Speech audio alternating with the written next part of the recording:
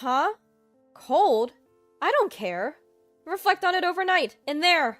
Through the door separating us, my mother-in-law Elizabeth yelled at me and locked me in the bathroom. Then simply walked away.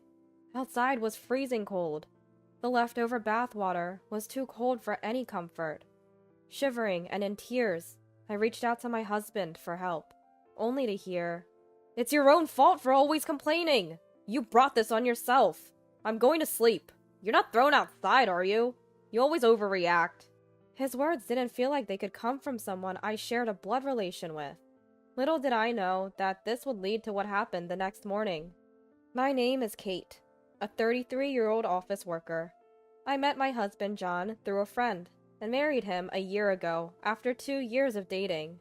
He was a man of few words, but intelligent, which drew me to him, but I'm already regretting this marriage. Of course, there's a reason for that. His family home is far away. And frankly, I somewhat dread visiting it. My family home is from Grandpa's time, a bit old-fashioned. These were the words my husband said to me when we were going back to his hometown to greet his parents-in-law. His grandparents had passed away a few years ago, and now it's just the parents-in-law living there. Well, even if it's old, it's still inhabited. Though maybe it's like a historic home. These days, that kind of thing is in vogue, so I was a little excited as we headed to my husband's family home. This place? I was so surprised by the building in front of me that I had to ask my husband if we were at the right place. Can people really live here? It's more than just a little old. In fact, to put it another way, albeit a bit rudely, it looked like it might fall apart at any moment. Mysterious plants were climbing the exterior walls, which my husband explained were there for shade. Some of the second-floor windows were broken and had been patched up with cardboard from the inside. My family home isn't a mansion, but it wasn't like this, not even my grandparents' house. The house next to my husband's family home had a well-maintained garden, and I couldn't help but compare. Without paying any mind to my overwhelmed state, my husband walked up to the entrance and, without ringing the doorbell, energetically opened the door. "Hey, we're here!" Then the parents-in-law appeared from the back of the house. "You must be tired from the long journey. Come in." I felt a bit relieved seeing their smiling faces.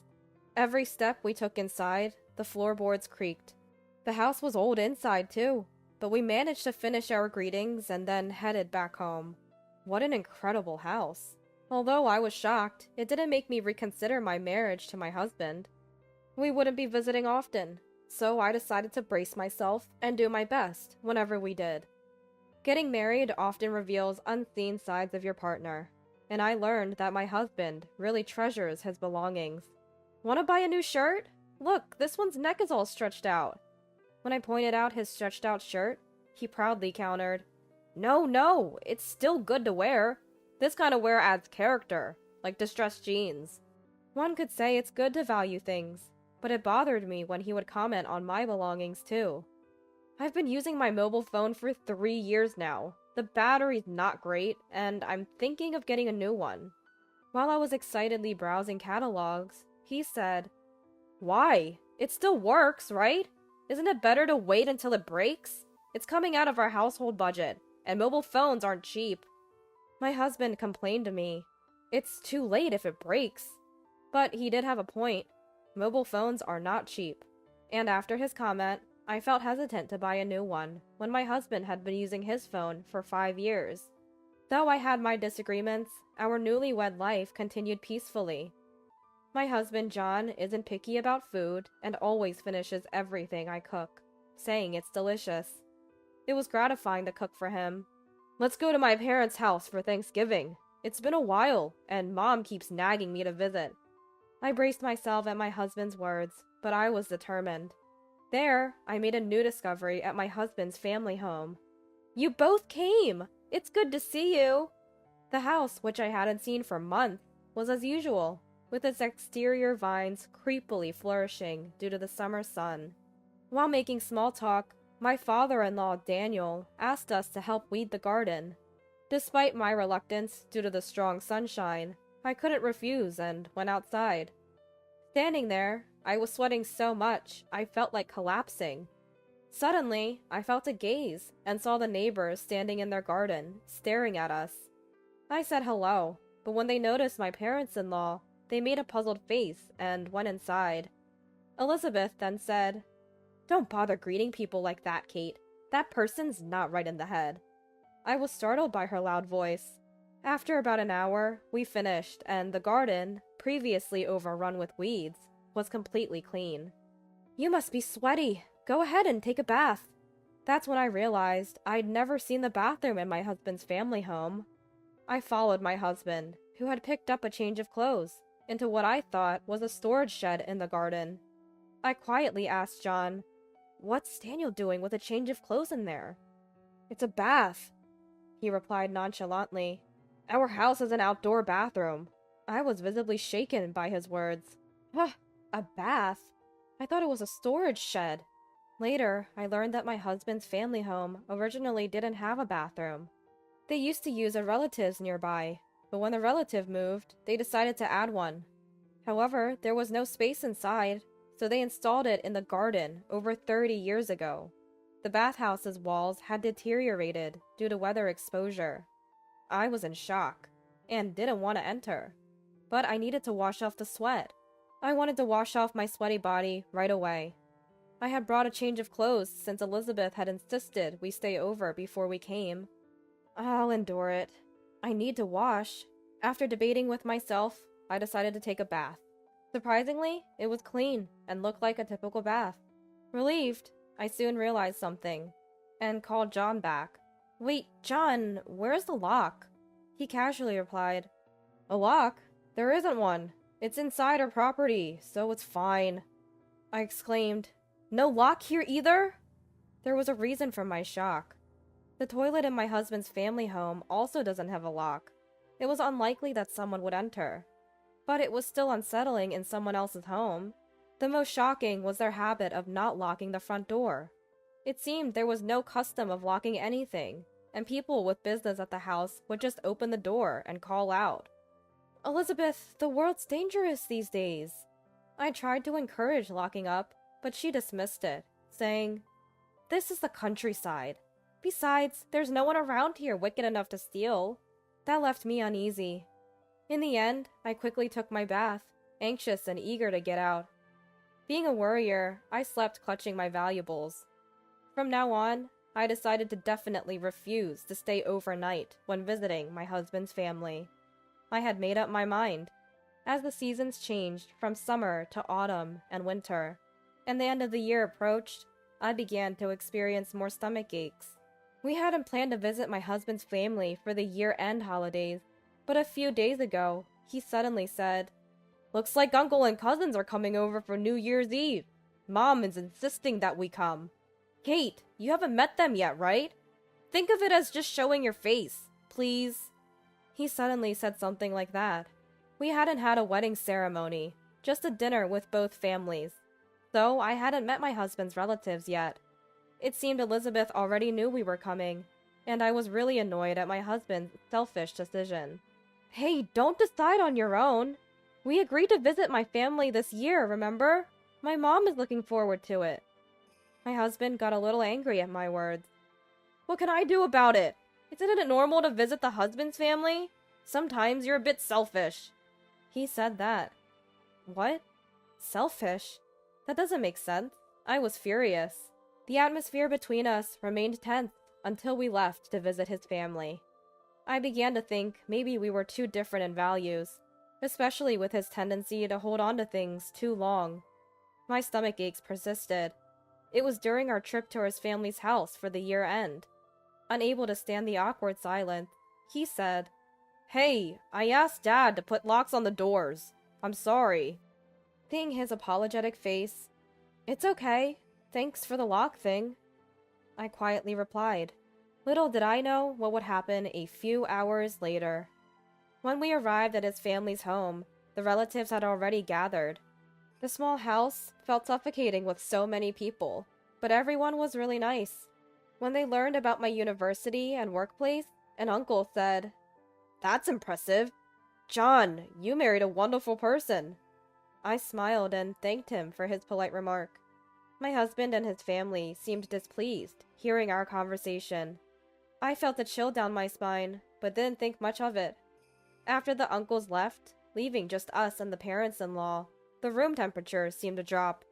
"It's cold. Let's take turns in the bath and then go to bed." I glanced at Elizabeth, who seemed her usual self. Daniel usually bathes first, so while waiting inside, Elizabeth said, "By the way, Kate, isn't it a bit self-centered to ask for locks? Look, we put one on for you." I was surprised when Elizabeth told me to go to the bathroom. I was shocked to see the lock on the toilet was on the outside. Just a simple hook. "What is this?" I forced a smile.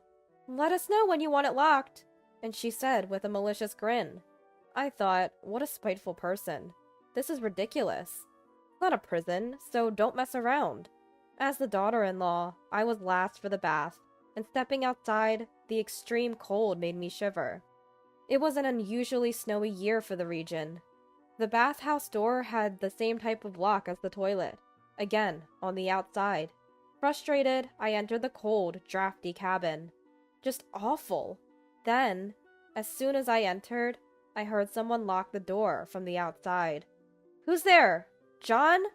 Trembling from the cold and fear, I asked the person outside. "John said he was going to bed. I can't wait for your bath to be over. And I'm going to sleep too. Good night then." Elizabeth laughed mockingly and started to leave. Of course, the door was closed and wouldn't open. If Elizabeth left, I wouldn't be able to get out of here. "Elizabeth, wait, please! Open the door! I'll be trapped here!" I banged on the door with my numb hand.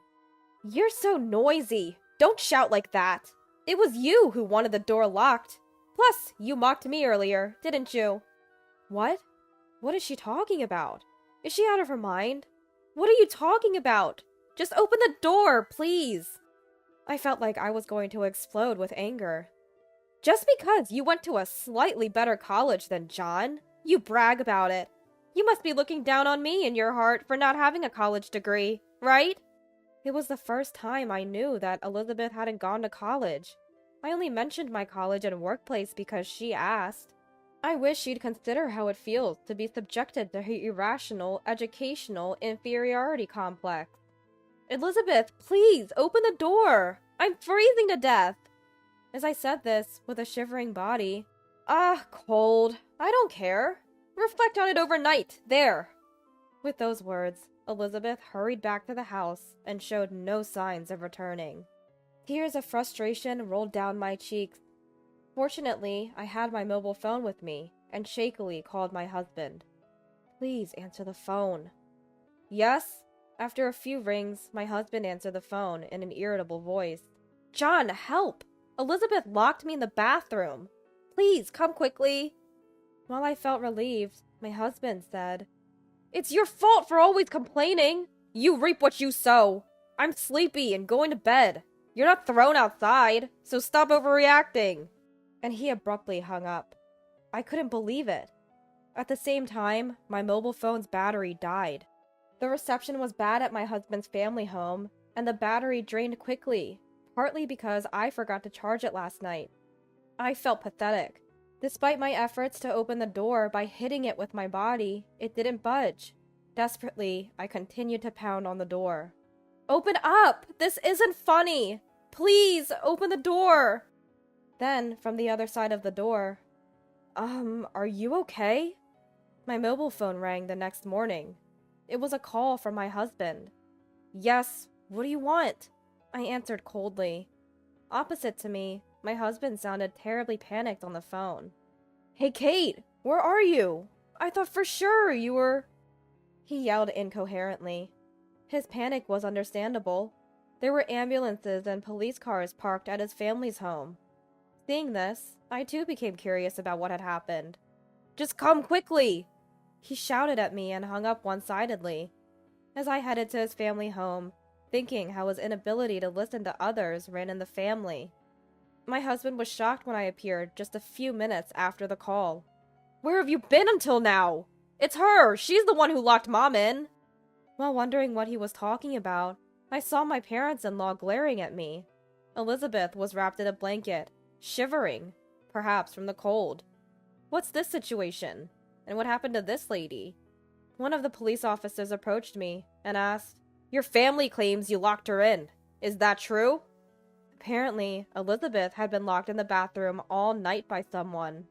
This morning, Daniel, unaware of anything, found Elizabeth, cold, and called an ambulance in a panic. The police were also called, suspecting foul play, and the real culprit was framing me. No, that's not true. I was locked outside of the bathhouse by that person yesterday. Plus, doing something as inhumane as locking someone in is not something I would do. I said this, pointing at Elizabeth. Then, as if he had reached his limit, my husband broke down crying. "It's not like that! I thought it was Kate, and I just wanted to teach her a lesson." Last night, seeing the bathroom light on, my husband assumed I had gotten out of the bathhouse on my own. He locked the door from outside as a punishment, but it was Elizabeth inside. Unaware, he quickly returned to bed and fell asleep. Elizabeth must have panicked after being locked in. But Daniel and my husband are such heavy sleepers. Once asleep, they hardly wake up. Waking up and mistakenly thinking I had locked her in, Daniel, along with the police, was panicking. He didn't realize he was the real culprit. Hearing the story, my parents-in-law, fearing their son's arrest, continued to blame me. Then, from behind me, "This young lady was at our house all night. That mean woman locked her outside, and she was crying. Poor thing." An elderly couple spoke up. They had helped me yesterday. They asked me if I was okay, and then the door quietly opened. The elderly man looked at me with concern and said, "Come to our house. It's cold here. Let's make some warm drinks," inviting me to their home next to my husband's family home. I couldn't stop my tears of gratitude. Once I calmed down and told them what my husband's family had done, the couple was outraged and said, "We were worried about you since we saw you in the summer. This family is crazy. You should leave him." I had already decided to do so. I could have lost my life in this incident. Continuing as his wife was impossible. I charged my mobile phone at their house. After hearing from the elderly couple, the police seemed to understand the situation and said, "Please tell us your side," looking coldly at my husband's family. "What? You mean you guys trespassed on our property, right? I'll sue you. Be ready." Daniel was so bitter, even towards the elderly couple, opposite to the raging parents-in-law. "Is that so? Then we will also sue. You have been entering our garden when we are not around and stealing our roses every year. It's all on the security cameras. You have trampled our flower beds, and we have had enough." Hearing the man's words, my parents-in-law immediately quieted down. "Kate, I didn't mean for this to happen. I'm sorry. Please." Elizabeth pleaded tearfully, but of course, I couldn't forgive her. "Elizabeth, you once said that there are no dirty thieves around here, yet I was almost killed because of your ridiculous educational complex. I will never come here again. And as for your stupid son, I'm returning him right now." I said this to my husband's family. My husband was crying and apologizing, but there was no way I could forgive him. I returned to my parents' house, and against my stubborn husband's refusal to divorce, I said, "I'll settle this incident on the condition of divorce. If you don't understand, consult a lawyer." Reluctantly, the police agreed to the divorce. I wanted to divorce him as soon as possible. I haven't seen my ex-husband since. Years later, surrounded by my new husband and adorable daughter, I live a peaceful life. Despite everything, I wonder if those hardships led to my current happiness. As we watch the morning news, I spit out my coffee in surprise. Please look at the footage of the record-breaking hurricane. This house has been completely destroyed, roof and all. More than the announcer broadcasting live, I was drawn to the building and the people in the background. It was unmistakably my ex-husband's family home, with an older-looking ex-parents-in-law desperately holding onto the walls. The elderly couple next door might have moved out. Their house was demolished and turned into an empty lot. Worried about my reaction, my current husband and daughter asked if I was okay, and I just laughed. It's nothing. Building your own home is a huge milestone in life. This is a story about how my marriage collapsed after achieving this dream. I am Adeline, 30 years old. My family includes my 35-year-old husband, Yuri, and our 3-year-old daughter, Sarah. We are going to build a house of our dreams. When I told this to my family, I hoped they would believe in me, that it would be smooth sailing. But that was not the case. That's how it works with other people, maybe, but not me. I have been having endless problems lately with getting the house built, and my in-laws keep getting in the way. It all started to fall apart one day when I left my daughter at my in-laws' house. Yuri and I are always working and barely have any time together during the week. We spend most of our times on the weekend touring properties and consulting with home designers. When we took our daughter with us, she would get bored and become restless, so we always left her with my parents, who lived nearby. One morning, however, they informed me that they could not take care of Sarah because my father was not feeling well and had to go to the hospital. No choice, I thought. We have to cancel our plans for the day. I thought so. But then my husband said to me, "Why don't you just ask my parents to take care of her?" I was honestly concerned that my husband and I were about to have a conflict. To be honest, I don't get along well with my in-laws. My in-laws are the kind of people who think once you're a family, they can treat you however they want. Since when did that become the norm? Besides, I didn't want to impose on them taking care of a 3-year-old child with barely any notice. But if I put off my plans for a day, then progress on the house would be delayed. After much deliberation, I decided to leave my daughter with my in-laws. As soon as I finished my errands, I bought some expensive sweets and souvenirs and headed straight for my in-laws' house. Perhaps because I came bearing gifts, my in-laws were in good spirits and accepted my gifts. We thanked them politely and left, but on the way home, I heard my daughter talking.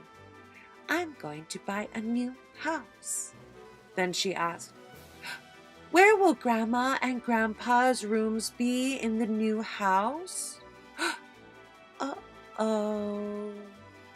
"Sarah, what are you talking about? Did Grandma and Grandpa ask you where their rooms were? And what did you say?" "I don't know." My daughter looked down at the stuffed penguin she held in her arms like she didn't want to talk anymore. I told her, "Honey, Grandma and Grandpa aren't coming to live with our family." Maybe Grandma and Grandpa were wondering if we had a room that they could stay in when they came to our house. That must have been the case. She must have gotten confused. Ever since that day, my in-laws began coming to visit more often, even on weeknights and holidays if we were home. My family is currently in a small, old apartment in order to save money to buy a house. Whenever my in-laws drop by, they settle down in the dining room or on the sofa and ask to see the documents of the house that we're building. And before I can stop them, my husband happily pulls out the documents and all the plans and starts explaining them to my in-laws. "Why do you have to show them every time they ask?" He looked at me in a way that made me feel bad.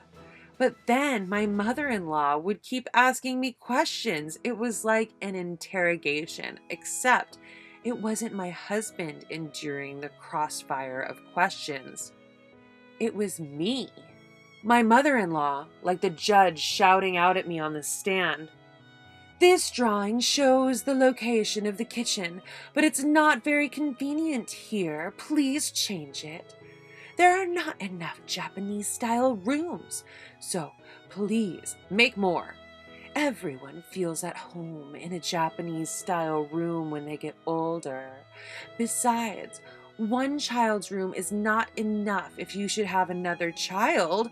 What on earth do you think about the declining birth rate?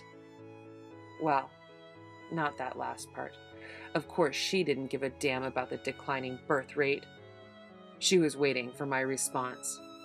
Adeline, well, based on the conversations we've already had as a couple, we've already laid down the foundation work with our contractor based on our family's needs. Please understand that it is already too late to change the layout, I replied, somewhat angrily.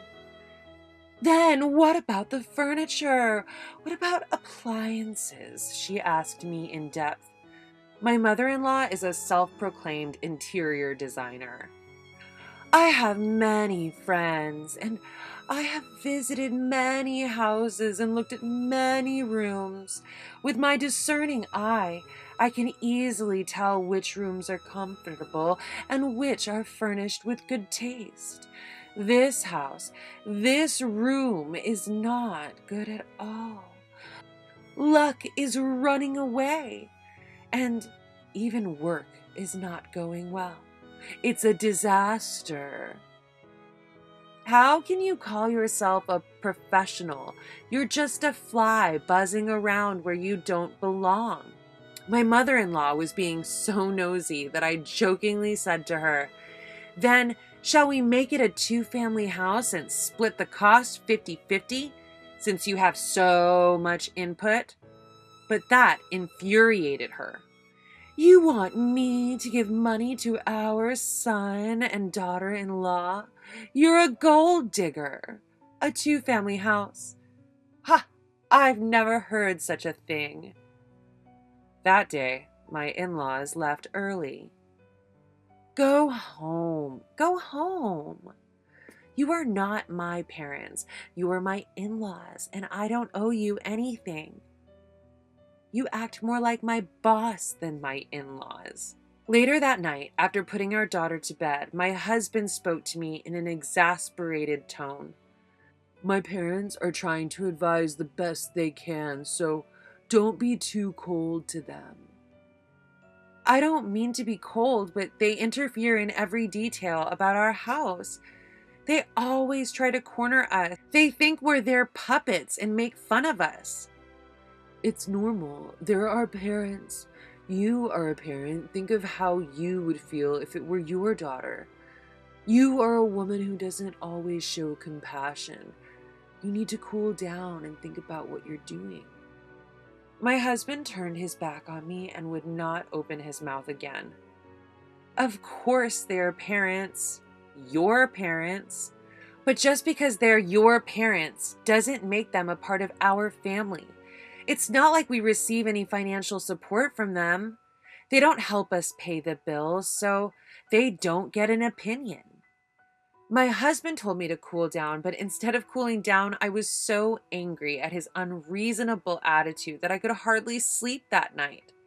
Soon after that, the house was finally completed. My family was very excited when we moved in and started living in our new house. But my husband came to me and said, "My parents are moving in with us today, so there should be no problem that they occupy the larger room on the second floor and we can take the smaller one." Wait a minute. What the hell are you talking about? We agreed that one of the rooms on the second floor would be Sarah's. I didn't hear anything about living together.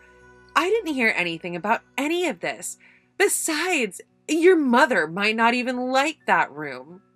She will. I've already shown them the room, so don't worry. I've already shown them, so don't worry. Your parents saw the room? When? The day before we went to see the house.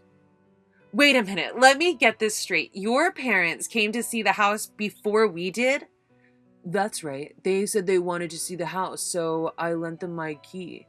It's okay to look at it. It doesn't hurt anything. My husband said in a tedious manner, as if the conversation was over, and returned to wiring the TV set he was in the middle of installing.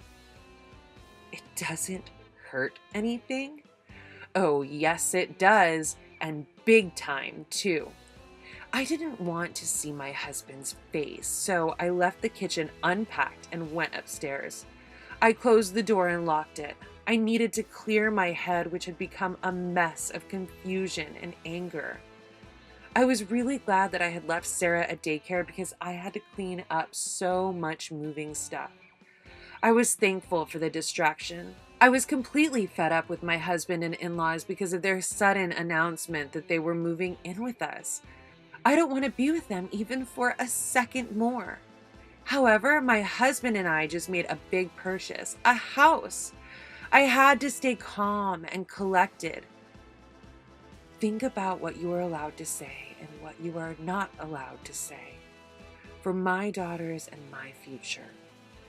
I remained in my room thinking about what I should say and waiting for my in-laws to arrive. Just as my husband had said, they arrived in the early afternoon with a truck loaded with their belongings. They should at least welcome us. They have no common sense at all. Oh my God, you haven't even cleaned up the mess yet. You're such a waste of space. After a lot of complaining, my in-laws entered our newly built house as if it was their right to do so. I listened attentively to what was going on upstairs, and then I went out of the room and headed for the front door. I wasn't told that we were going to be living with you too. My first words of resignation were surprisingly cold. My father-in-law, perhaps annoyed by this, was quick to blame me. I told Yuri. It shouldn't be a problem, should it? But it is a problem. It was only this morning that I heard from Yuri that he invited his parents to come live with us, and I have absolutely no intention of living with the two of you, with such rude people. What? Yuri said it's fine. You think you can go against your husband even though you are his wife? Yes, I do. You think I'm a brazen wife, do you? If you don't like it, why don't you just leave? I knew it was no good. I've been thinking this for a long time, but the way of thinking is so different that I can't have a conversation with these people. As I remained silent, thinking about how to fight back, my husband flew in with a panicked look on his face. What are you doing, Adeline? Don't fight with my parents. Fighting? It's not like we are equals. I was being unilaterally abused just because I was his wife. And now my husband is blaming me again? I guess the apple doesn't fall far from the tree. Yuri, I can't live with your parents. Don't embarrass me. You are my wife, so you're supposed to obey me, your husband. I am a human being before I am your wife. Do you think that you can force me to obey you? My father-in-law, who was listening to our conversation, said, I don't want that kind of wife for you. I don't want that kind of wife in my house, he shouted loudly. Then my husband said, being my wife comes first. If you can't take care of my parents, we might as well get a divorce. I agree with my father. I understand. Then let's get a divorce. I said it loud and clear. Here was my husband initiating a divorce, and I, his wife, was agreeing to it. I prayed that the smartphone in my pocket was recording this exchange. I continued on, inwardly praying. Since we will separate and soon be no more than strangers, then please immediately return $259,778.88 that I loaned Yuri for the construction of the house. What? My in-laws shouted in astonishment. My husband lost his color and looked at me, his face white as a sheet. I explained the situation to my in-laws, who had no idea what was going on, in a very detailed manner. There seems to be some kind of misunderstanding, but Yuri did not pay a penny for the house. This house was built with only my savings. This is because he had no savings at all, as if he had no planning skills. Since we both worked and split the bills equally between us, we agreed to save the remainder in each of our accounts. But this person was wasting money and not putting anything into savings. Oh, come on, Adeline. You can't go there. It's all true. But when it came time to buy a house, he refused to budge. He wanted the house to be in my name. That's why I lent you the money, didn't I? I have an IOU, so you can't pretend it never happened. Oh, no. Leaving my husband and in-laws stunned, I quickly packed my suitcase and overnight bag full of my valuables, clothes, and my daughter's favorite toys. I made sure not to forget my daughter's favorite penguin under my arm. I loaded them into my own Mini Cooper and quickly started the car. I said goodbye to the new house I had known so briefly. Then I picked up my daughter from daycare and headed for my parents' house. My parents were quite surprised to see me show up out of the blue, dressed in sweatpants and carrying a large amount of luggage. If it's too urgent or inconvenient, I can go to a business hotel, I said with reserve. Then my parents hurried to stop me before I could turn around and leave. I thought maybe they were just worried that I would be taking their granddaughter along with me. In fact, the opposite was true. They had sworn to protect me at all costs. Anyway, I told my parents about the situation. I told them that I was leaving my husband, who had not a single good thing to say about me, and that I wanted to take my daughter and raise her. They promised to cooperate with me fully. They also told me to live at home for a while. This was a very generous offer as I was working. I spent that evening compiling and documenting everything that had happened so far with my husband and in-laws. I also saved the audio data of my conversations with my husband and in-laws, which I had recorded on my phone, to my computer and external media. With these in hand, I visited several lawyers' offices, taking full advantage of my paid time and weekends. Finally, I found a lawyer whom I felt I could trust, and I sent him a formal request. I was doing so much that a week passed in the blink of an eye since that day when I ran out of my beautiful new house. When I left the office after work that day, there was someone waiting for me. It was my husband. I would like to say that he was my ex-husband, but unfortunately, until the divorce was settled, he was still my husband for all intents and purposes. I had nothing to say to my husband, but I was afraid that he would get upset and do something to me. So we went into a coffee shop together, looking for a place where we could be seen. I remembered to turn on the recording function on my phone just in case. I asked my husband as calmly as I could, "Is there something you want to talk about?" "Yes, that's it. That house, I'm going to give it to you, Adeline. I'll remove my name from the lease. Can't you just forget about the money?" "I'm sorry, I can't live in that house anymore. Your father and mother stepped into that house before us, didn't they?" "What do you care about such details?" "It does matter to me, so I can't." With that, I took a sip of coffee and took a hard look at my soon-to-be ex-husband. His hair was a mess, with a few strands sticking out. He had stubble on his chin, and his complexion was not good. He was wearing a suit, but his shirt was shabby and looked like it hadn't been ironed or dry cleaned.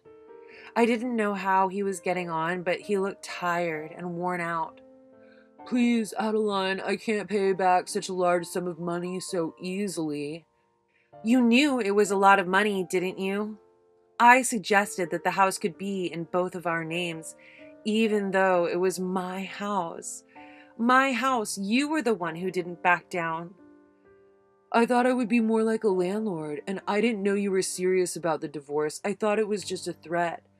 I didn't know you would take it so seriously." "I am serious. I don't care if he's just not worth it, but I can't imagine such rude parents sticking together." "Oh no." Sarah is waiting for me, so if you're done talking, I'll leave. I'll leave. When you're done, I'm going to take care of Sarah. My ex-husband's words made me feel uneasy. I went back to my parents' house and asked them to be careful, not to let anybody take Sarah by force.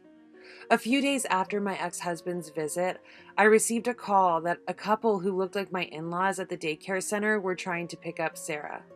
I left early and rushed to the daycare center. Fortunately, I had informed the daycare center in advance, so they let my in-laws wait for me in a separate room.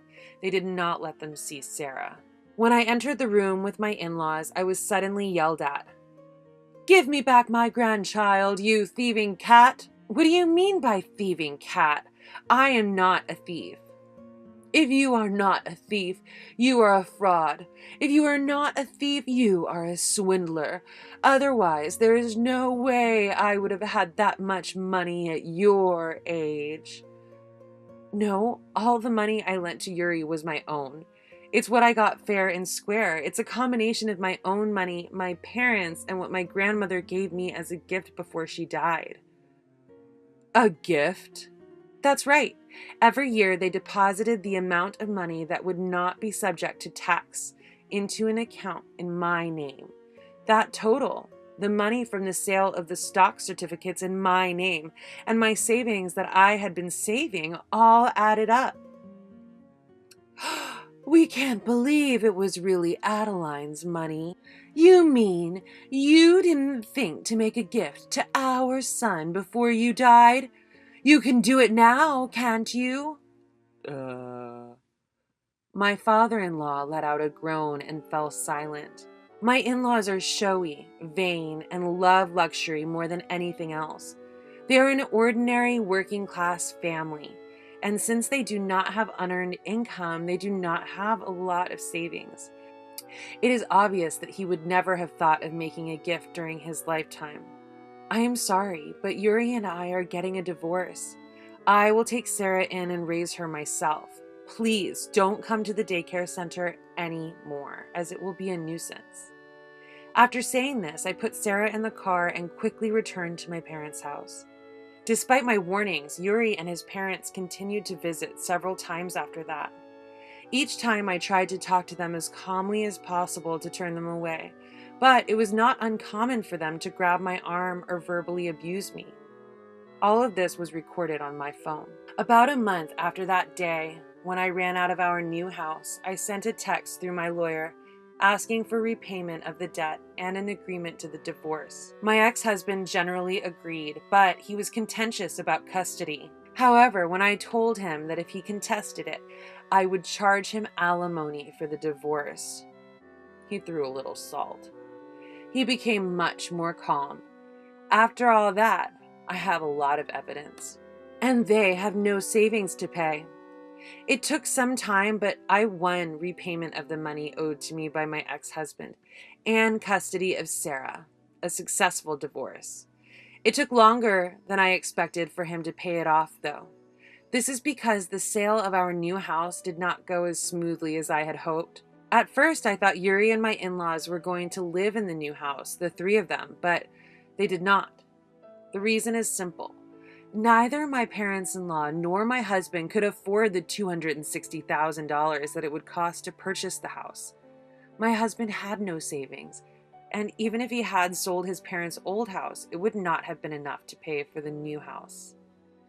In the end, he put that newly built house on the market for less than he had paid for it, and after several price deductions, he finally found a buyer.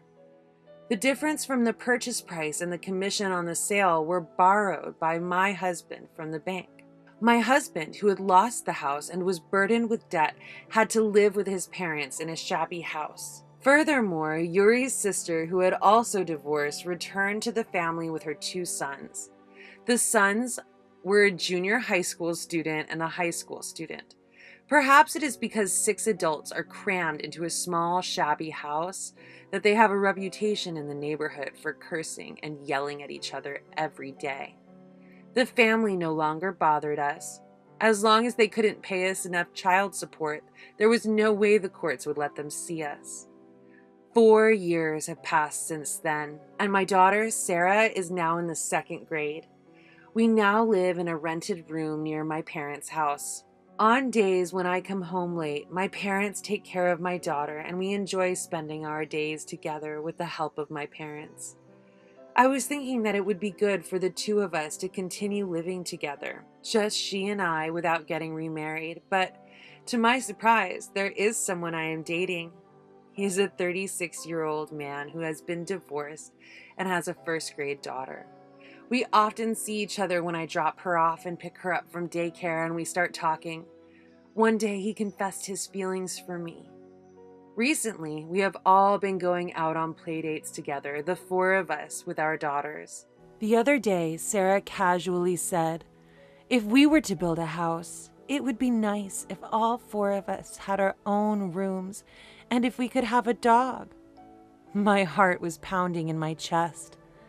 The man who had actually proposed to me a while ago. I have my daughter to take care of, and he is waiting for my answer, but my mind is made up. I walked up to Sarah, hugged her, and said, "Yes, I do. I want to build another house. This time, I want to discuss it with the whole family and make it a house where everyone can be happy." Mommy, no! Mommy, go over there! The first time 4-year-old Ryan said those words to Layla was when I got into a fight with her. I couldn't believe my son would say something like that to his mother. When I asked Ryan why, I was shocked by what I heard. My name is Oliver, and I'm 30 years old. I work hard every day for a well-known company to support my family.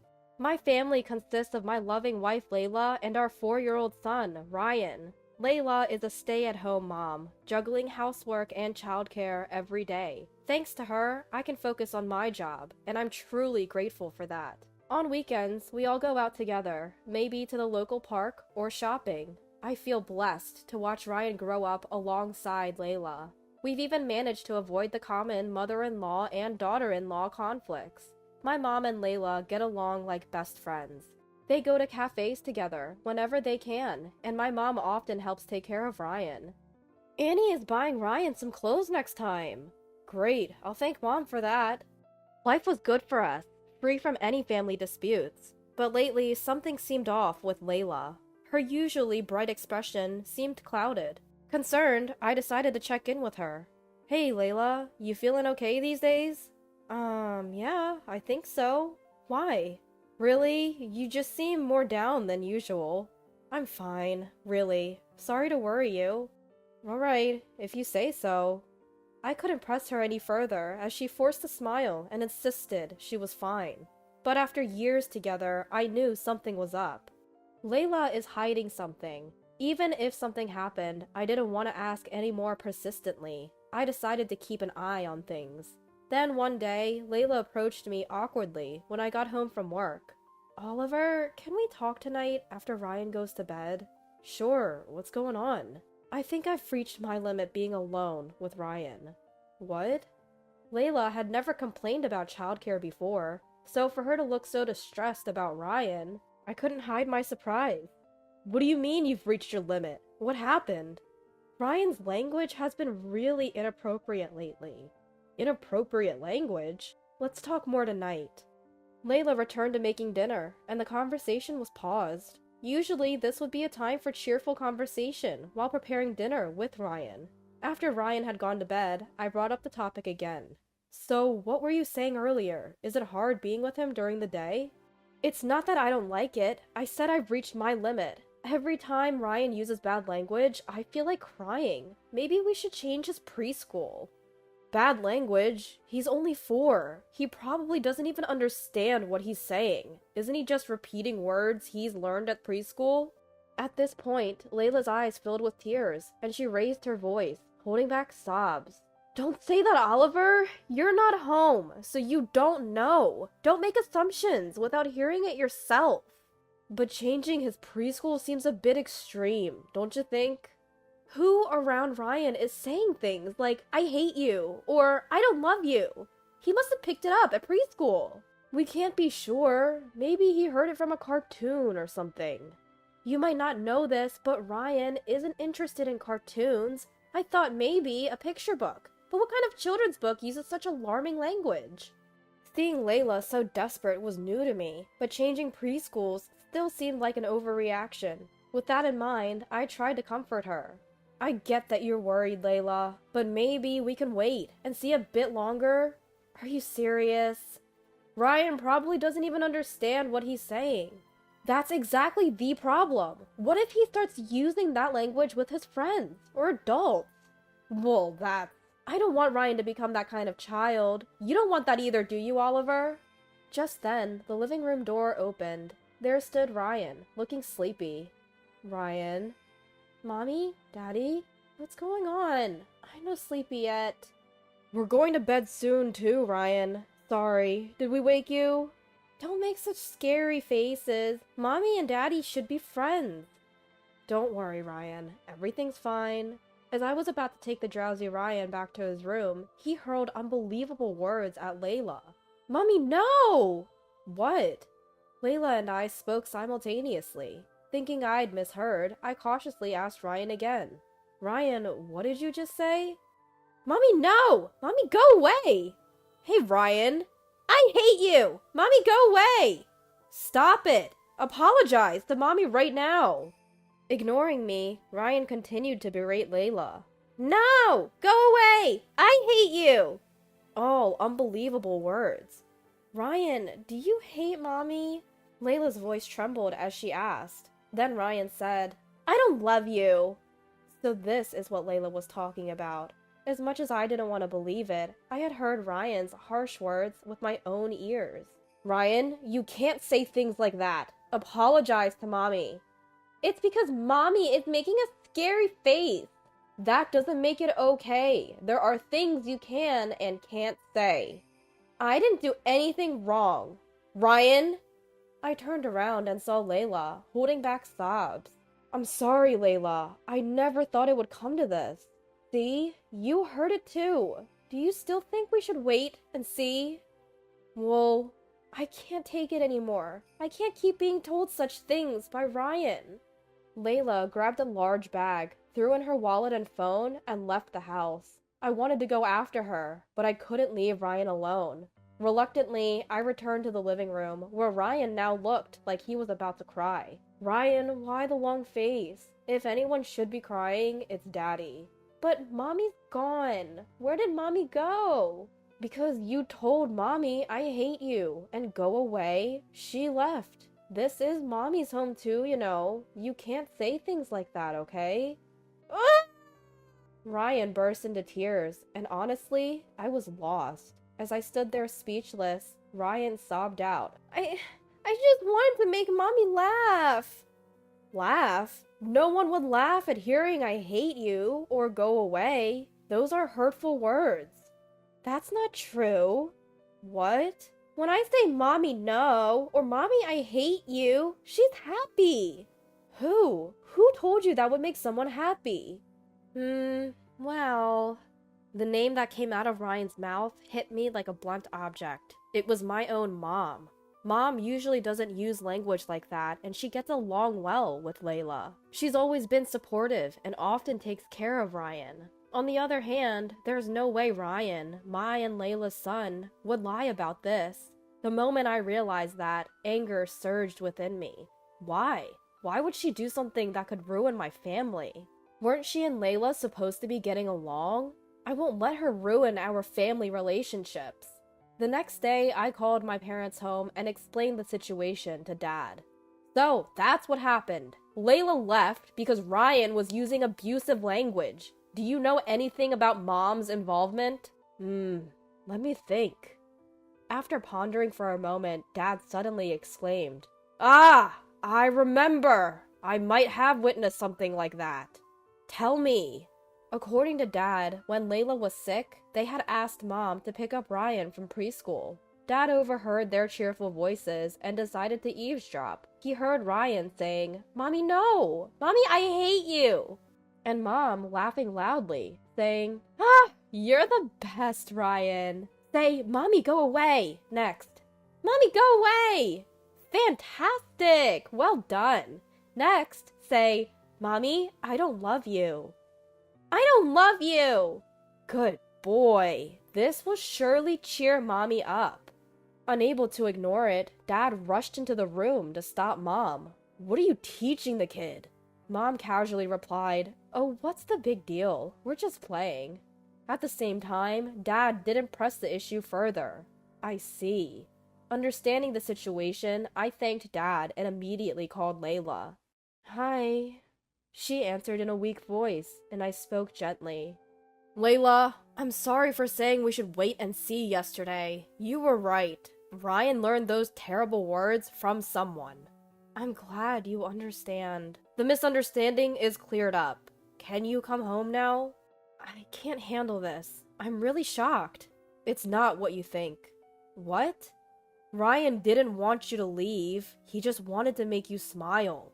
"Smile? How could I smile when he says things like that?" "I know. Remember the day we had that argument and we were both upset? Ryan wanted to see you smile again. That's the real story." "What are you talking about?" Confused, Layla listened as I told her the truth. It was my mom. "What?" "My mom taught Ryan those words." "That can't be true. Annie is so kind. We even planned to go to a cafe together next week." "I thought the same. That mom would never do something like that. But when I checked with Dad, he said he might have witnessed something similar." After hearing the whole truth, Layla sobbed over the phone. I was furious at my mom for hurting Layla, the woman I love. "Layla, I am really sorry. My mom caused you so much pain." "It's not your fault, Oliver. But if it's true, I can't forgive Annie." "I get it. I'll go talk to my mom tomorrow. What will you do?" In response, Layla answered firmly, "I'm coming with you. I need to know if it's really Annie." "Alright. After I drop Ryan off at preschool tomorrow, I'll come pick you up. Text me the address where you're staying." "Okay." The next day, when Layla and I visited my parents' house, Mom looked deliberately concerned. "Oliver, what brings you here so suddenly? And Layla, you too?" "We have something important to discuss." "Important? Did something happen to Ryan?" "Yes, about that. We have a question for you, Mom." Caught off guard, Mom looked puzzled as I pressed her. "Did you teach Ryan to say, 'Mommy, I hate you,' and go away?"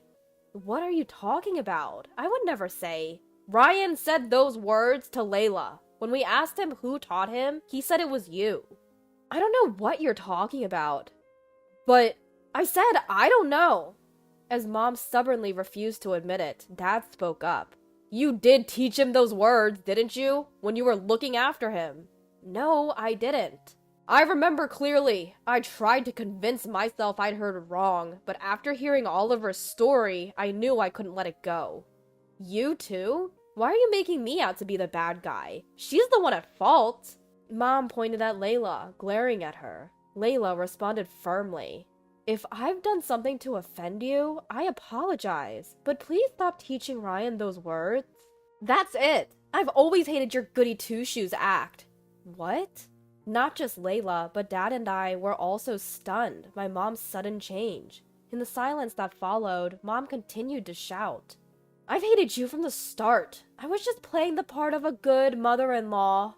"But we were so close." "That's what you thought. Being around you always made me angry. You're the devil who stole my precious Oliver. I was so angry, I used Ryan to corner you." "That can't be true." "Ugh, just imagining the look on your face when your own son says something like that to you. It was so satisfying. You deserve this punishment for stealing Oliver from me, you bitch." At that moment, I felt my anger reach its peak. I'll never forgive her for hurting my precious Layla. "Enough is enough!" Just as I was about to yell at Mom, "Are you kidding me, you old witch?" The one who raised her voice was none other than Layla. You, Layla." Layla, looking furious, confronted Mom. "If you have a problem with me, say it to my face. Don't involve little Ryan. He's going to grow up and learn from various experiences, and he won't turn out well with someone like you around."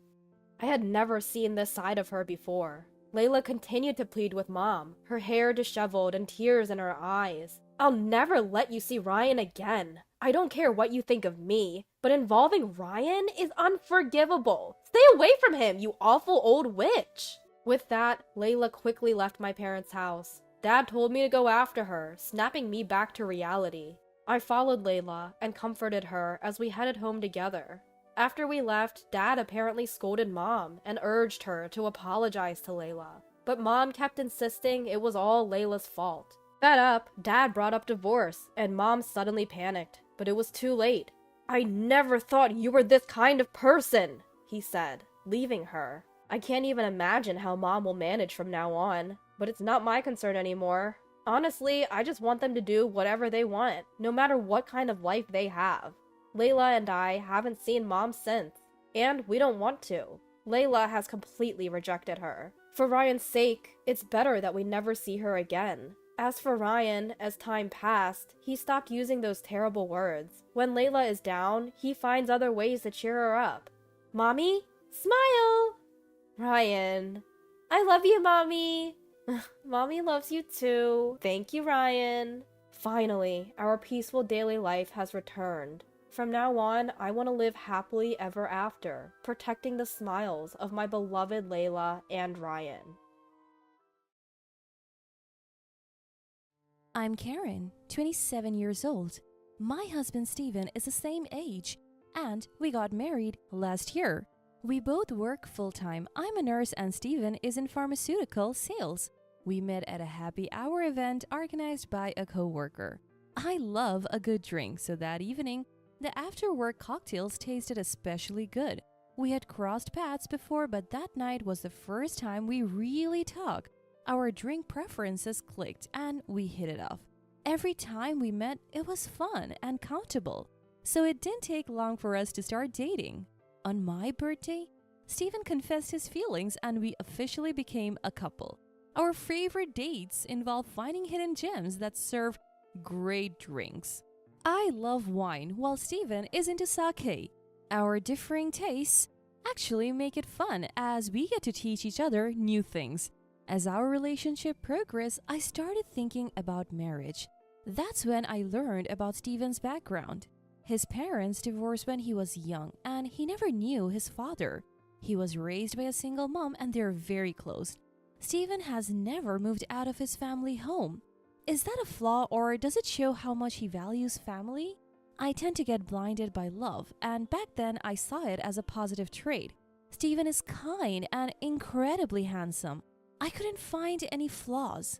I felt so lucky to marry the perfect man that it scared me. I had no idea that a terrifying married life awaited me. Before the wedding, I often dined with my mother-in-law. She would always tell Steven, "Karen is like a daughter to me. Don't let her get away. Marry her soon." I always told Steven I felt happy hearing this and looked forward to becoming family. Steven, who's great with people, also had a stellar reputation with my parents. Everything went smoothly and we got married. Neither of us likes being the center of attention, so we didn't have a big wedding. After the wedding, Steven moved out of his family home for the first time. However, concerned about his mom, we chose an apartment just a 10-minute walk from his family home. In hindsight, that was a mistake, but it's too little, too late now. My mother-in-law, who used to treat me like a daughter, changed after the wedding.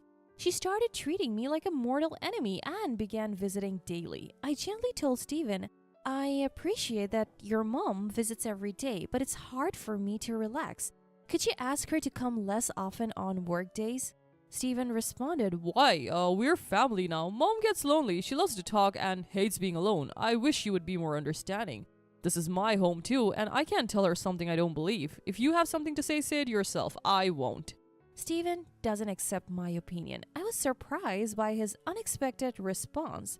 From that day on, Steven would get moody whenever I mentioned anything about his mother. I started to hold back to avoid arguments. My mother-in-law took advantage of this. Before I knew it, Steven had given her a spare key. One day, I came home to find mother-in-law cooking in our kitchen without asking. I was shocked to find her in my space, so my tone got a bit sharp. What are you doing, mother-in-law? You can't just come in here without asking. Mother-in-law shot back, what's going on with your fridge? It's practically empty. I have never seen such a lifeless fridge. Do you even cook? Don't tell me you're always buying deli items. I couldn't hold back anymore. I shop for fresh ingredients daily. I've heard your fridge is always packed like a traffic jam. It's impressive you can manage that. I just bought ingredients today. Sure, we have deli days, but I also cook to save money. And by the way, deli food these days is pretty good. Don't you ever try it? Mother-in-law wasn't backing down. Oh, listen to you. I would rather not have Steven eat food when we don't even know who made it. This is what happens when he marries an incompetent wife. I should have taught him to be more discerning about women. Sparks were flying between us. Once I started airing my grievances, I couldn't stop. Do you see the shopping bag, mother-in-law? There's not a single deli item in it. I'm busy, so could you please not get in my way? You're not even a guest anymore since you let yourself in. Mother-in-law stormed out, her face red. I'll tell Steven about this. I had more to say, but she left. I knew I was in the right, although it made me uncomfortable. I wasn't wrong. I shook off the bad vibes and started cooking pot roast. Then Steven came home, his face a splitting image of his angry mom. What did you say to mom? She called me crying. How could you be so cruel when she was just trying to help because you're busy? I was baffled. First off, breaking into someone's home isn't a surprise. And if it is, then burglars should be forgiven if they call it a surprise, right? This happened because you gave her a spare key. She could have come when one of us was home. It's not only unnecessary but also intrusive. What about my privacy? I have no intention of apologizing. Steven looked shocked and one word. Please, can you two just get along? He retreated to his room without eating dinner.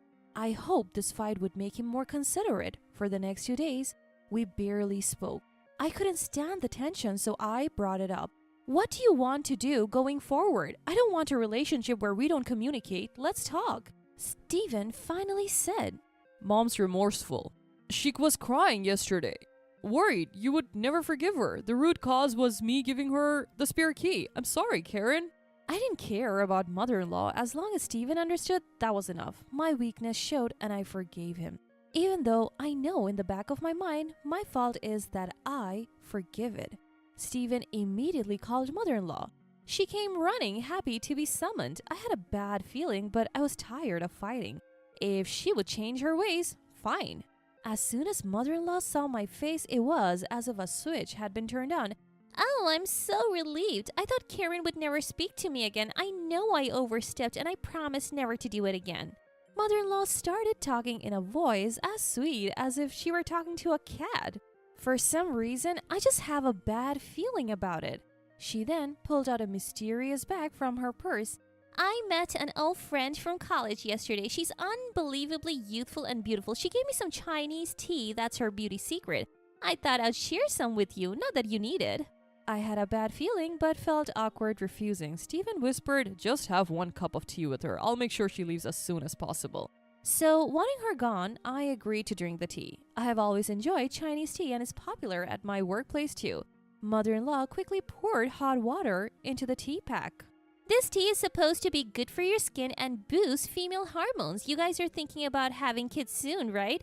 If you like it, I'll tell my friend to get some for you, she said, placing the cup in front of me. The aroma was a bit unusual, but I took a sip anyway. It tasted strange, but I downed it, thinking it was just a new flavor. However, my bad feeling came true. I woke up in the middle of the night with stomach pain, feeling half faint. By the time I felt better, it was already morning. There was no doubt about it. The only thing I had consumed that Steven hadn't was the suspicious Chinese tea. I told Steven about it, but he didn't take me seriously. Karen, that's a terrible accusation. Mom brought the tea to make amends. You're making it sound like she poisoned you. Don't you feel ashamed? It's probably just an upset stomach. Mom would never do something like that. Steven wouldn't believe that I was being malicious, but without evidence, I couldn't press the issue. Still, I've been wary of anything from mother-in-law since then. Just before Steven's birthday, mother-in-law called. Karen, I'm cooking for Steven's birthday. You can come or not, it's up to you. You're busy, right? Maybe you should take some time to refresh yourself. She was planning to celebrate Steven's birthday without me. I've been scared to eat anything from her since that day. And homemade food was out of the question. But I was planning to spend Steven's birthday together, so I felt upset. I thought we would spend his birthday together since we are newlyweds. I assume you have celebrated with him every year until now, so from now on, it's my turn. Before I could finish, she cut me off. Anyway, I want Steven to come home. You don't have to come, Karen. We can celebrate your birthday next month, okay? I decided to leave the decision to Steven. That night, he said, Did you hear? You're free to do whatever you want that day. He chose mother-in-law over me without hesitation, and I was getting fed up. On Steven's birthday, he was in high spirits and it made me feel sick. My feelings for him started to wane. He seemed to enjoy celebrating with just his mom becoming more of a mama's boy, and they started dining out together more frequently. I'm busy with work and can't focus on that all the time. A month flew by and it was my birthday. We usually celebrated at our favorite restaurant. I assumed this year would be the same, but Steven surprised me. Mom wants to celebrate your birthday with us. She would be happiest if you two got along. I was so shocked, I froze. Steven, still in high spirits, didn't notice. I said, I wanted to celebrate just with you, Steven. We weren't together on your birthday, so let's spend mine together. For some reason, Steven thought I was being polite. No, you don't have to hold back. Mom offered, so it's fine. He just didn't get it. I had no choice but to be firm. Steven, no offense to mother-in-law, but I want to spend my birthday just with you. I want to go to our special restaurant. Then Steven suddenly got angry. Don't waste Mom's kindness. You're heartless. Why haven't you noticed that Mom didn't invite you to my birthday? Just do as I say. It's already a hassle. I was done arguing. And then came my birthday. Instead of a restaurant, we were at home and of course mother-in-law was there. Neither of them seemed interested in my low spirits. I started to get angry as I saw them enjoying themselves in the kitchen. Then the lights went out and the cake came in. I was angry, but the cake helped me cool down a bit. Before blowing out the candles, mother-in-law announced she had a gift. I bought a wine worth $5,000 for your birthday celebration. Let me uncork it right away. The packaging looked worn and the cork was crumbling. Is this what they call vintage? Mother-in-law poured a generous amount of wine into my glass. Even in the dim light, I could see the wine was cloudy. Memories of the Chinese tea incident came flooding back. I took a small sip. What is this? I spat it out immediately and turned on the lights. I turned the bottle of mother-in-law's so-called $5,000 wine upside down in the kitchen sink. Wine flowed down the drain. Steven quickly grabbed the bottle from me. You're terrible. Apologize to Mom. What do you think you're doing? I saw what it meant to have a face filled with anger. Steven was glaring at me. I poured wine into the glass Steven was holding. Can you drink this then? Steven looked puzzled but stubborn. He took a sip. At that moment, mother-in-law shouted, Steven, don't drink it! Too little, too late. He spat it out immediately. What the heck is this? Mother-in-law took the wine away from Steven. A shocked Steven asked, Mom, where did you buy this wine? We need to file a complaint. This is fraud. It's spoiled. Mother-in-law looked guilty and said, That wine was just sitting in the back of our kitchen. It's 50 years old. I heard on TV that it gains $1,000 in value every year. Vintage wines are properly stored in wine coolers. Upon closer inspection, the cork was more damaged than I thought. It was cloudy and smelled like mold.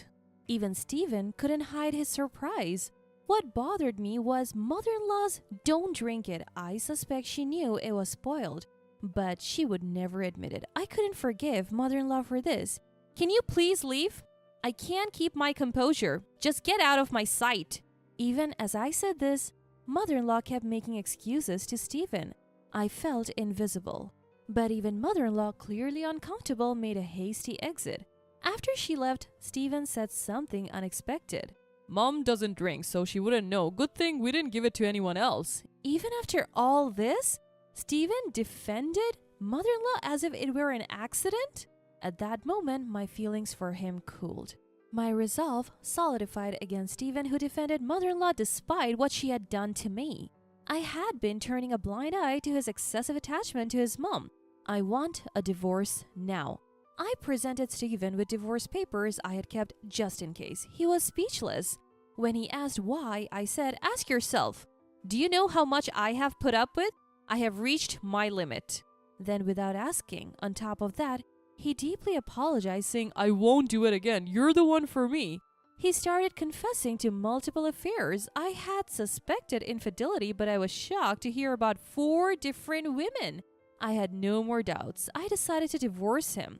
There was no need for a private investigator. Evidence of his affairs was plentiful.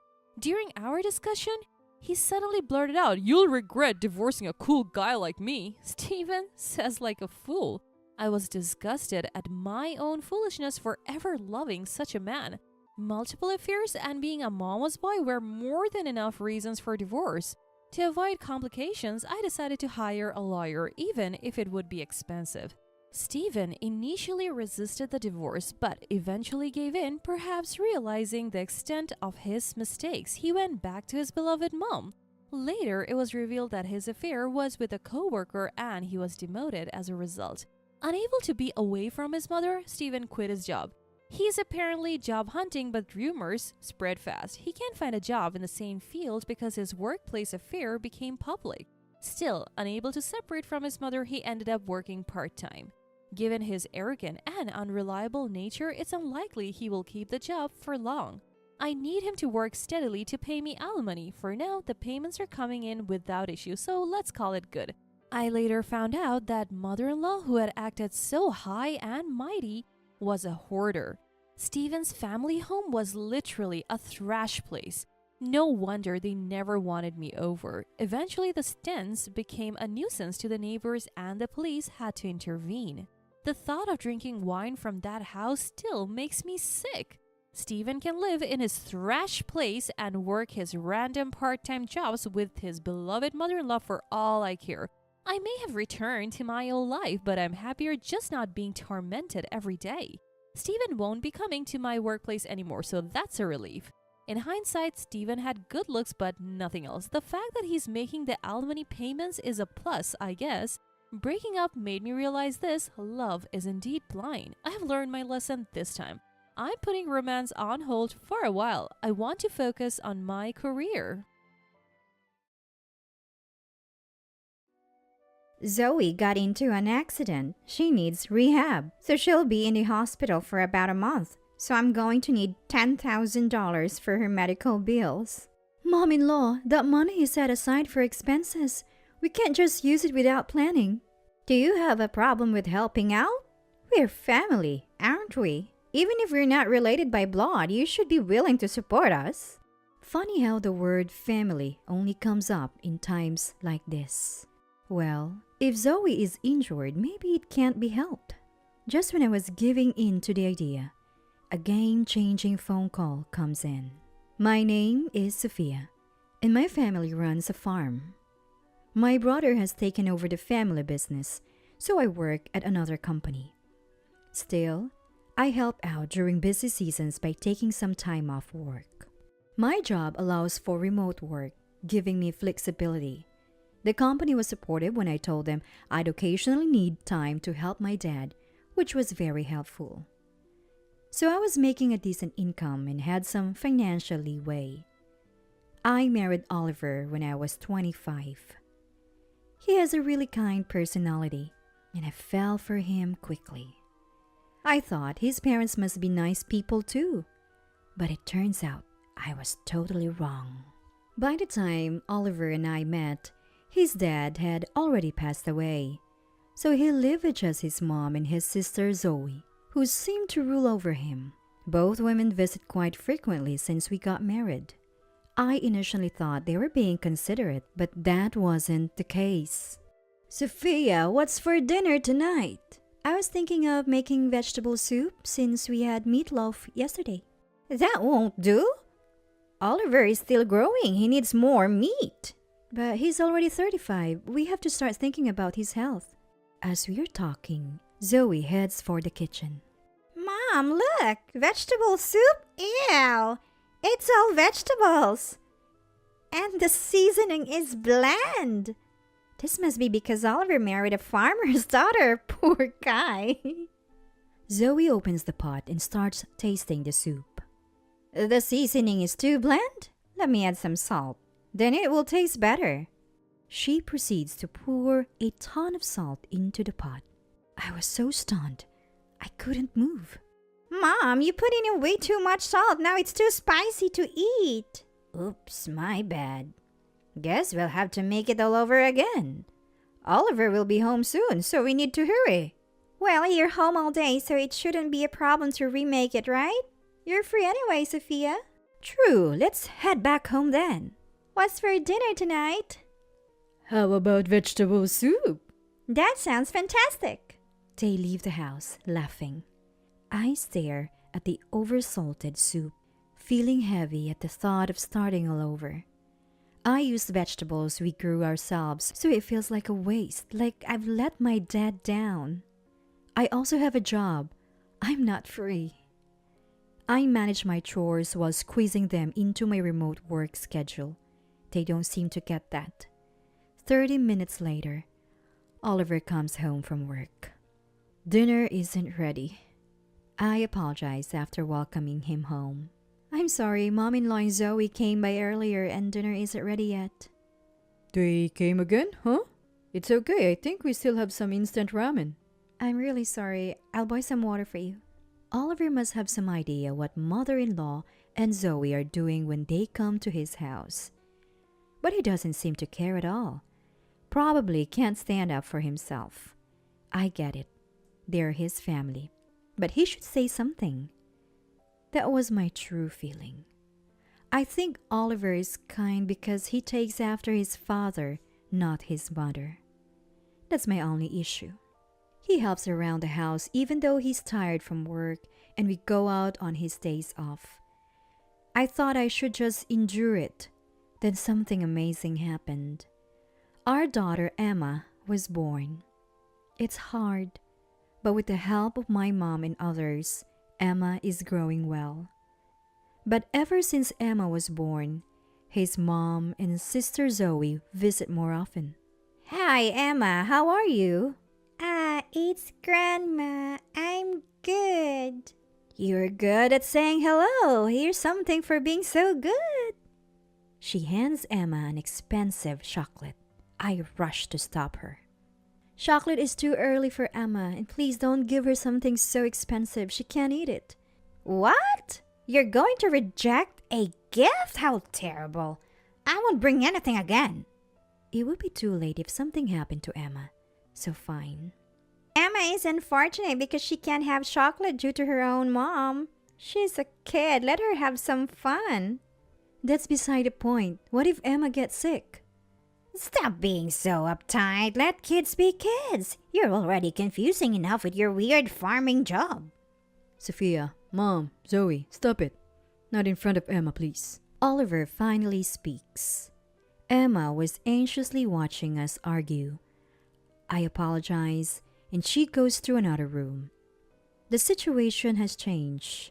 It's not just about me enduring anymore. It could negatively affect Emma. I decide to avoid them as much as possible. I was managing somehow, but then disaster struck. Zoe had an accident and hurt her leg. According to his mom, it was a single vehicle accident. She needs rehab and will be in the hospital for a month. So I'll need $10,000 for the medical bills. She grabs the money we had saved from farm equipment. It's money we work hard to save for efficiency. That money is for the farm work, Mom. We can't afford to give it away. Farm work? More important than my daughter? We're family, aren't we? How can you say such a thing when Zoe is in trouble? I can't stand her invoking family only when it's convenient. Mom, what's going on? Emma comes over because of the raised voices. Oh, Emma, your mom is going to have Zoe, right, Sophia? Yes. Under the pressure, I nod.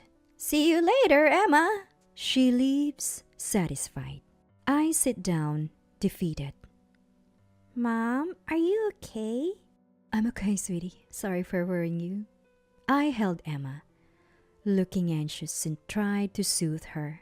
Spending this much money is hard, but it's for Zoe, so it's unavoidable. That's what I had to tell myself. But mom-in-law's demands just kept escalating. Cook meals because caring for her is tough. Do the laundry. She was asking for everything. When I tried to decline because of work, she'd say, "You're at home anyway, so what's the problem?" I felt both physically and emotionally drained. Do you want me to help? I can visit the hospital if you tell me where it is. No need. Zoe is my daughter. I can't impose on you. She kept asking for favors and taking money, but helping her was somehow imposing? Since the day of the accident, I haven't even seen Zoe. What if I go see her? I can swing back after work. You don't have to worry, Oliver. I'll take care of it. That's how she'd shut it down. Eventually, Oliver stopped asking about Zoe too. Maybe Zoe needs her space. Mom's looking after her, so she's fine. If she needs something, she'll reach out. That's the conclusion I settled on. If Oliver's not saying anything, it's not my place to dig deeper. The unexpressed stress kept piling up. Then one day, mother-in-law said she had something to do for Zoe and left alone. Usually either Oliver or I would go with her, but today she left alone.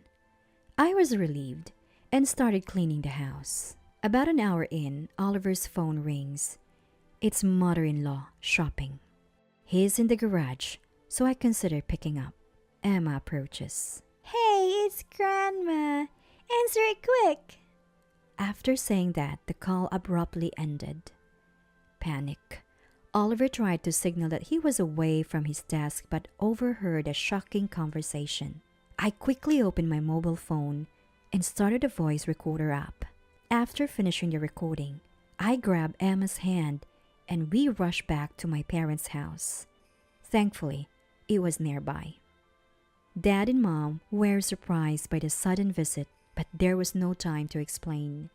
We immediately reported the incident to the police and returned home. When we got back, my mother-in-law was just returning from shopping. Sophia, what's going on? You seem frazzled. Where's Emma? You really should calm down. Women who can't keep their cool aren't attractive. My mother-in-law casually sipped her coffee. I said nothing, and I started playing the recorded audio. Oh, it should be connecting, but I don't hear anything. Hello? Mom, you said we're out of toilet paper, right? Is this the kind we usually use? Thank you. That's the one. I'm trying to call Oliver, but no one is answering. Could Emma have accidentally pressed it? She's quite the tomboy. That could be. Maybe Emma will turn out like Sophia. I'd hate that. 2 doll farm girls? Should we trip one of them up a bit? Tell Sophia or Oliver to take her to the park and we can get her on the slide or the swing. I can't help but laugh imagining Sophia's troubled face. The two hung up, laughing. Both my mother-in-law and Oliver were pale as ghosts. What is this? Is it Zoe was hospitalized? What did we just hear? This is a ghost. Yes, a ghost. I'm worried about Zoe that I'm hearing things. You shouldn't be pushing me like this. So you're planning to hurt Emma based on hallucinations? You're the one who should be in the hospital. Oliver, say something. Mom, where is Zoe?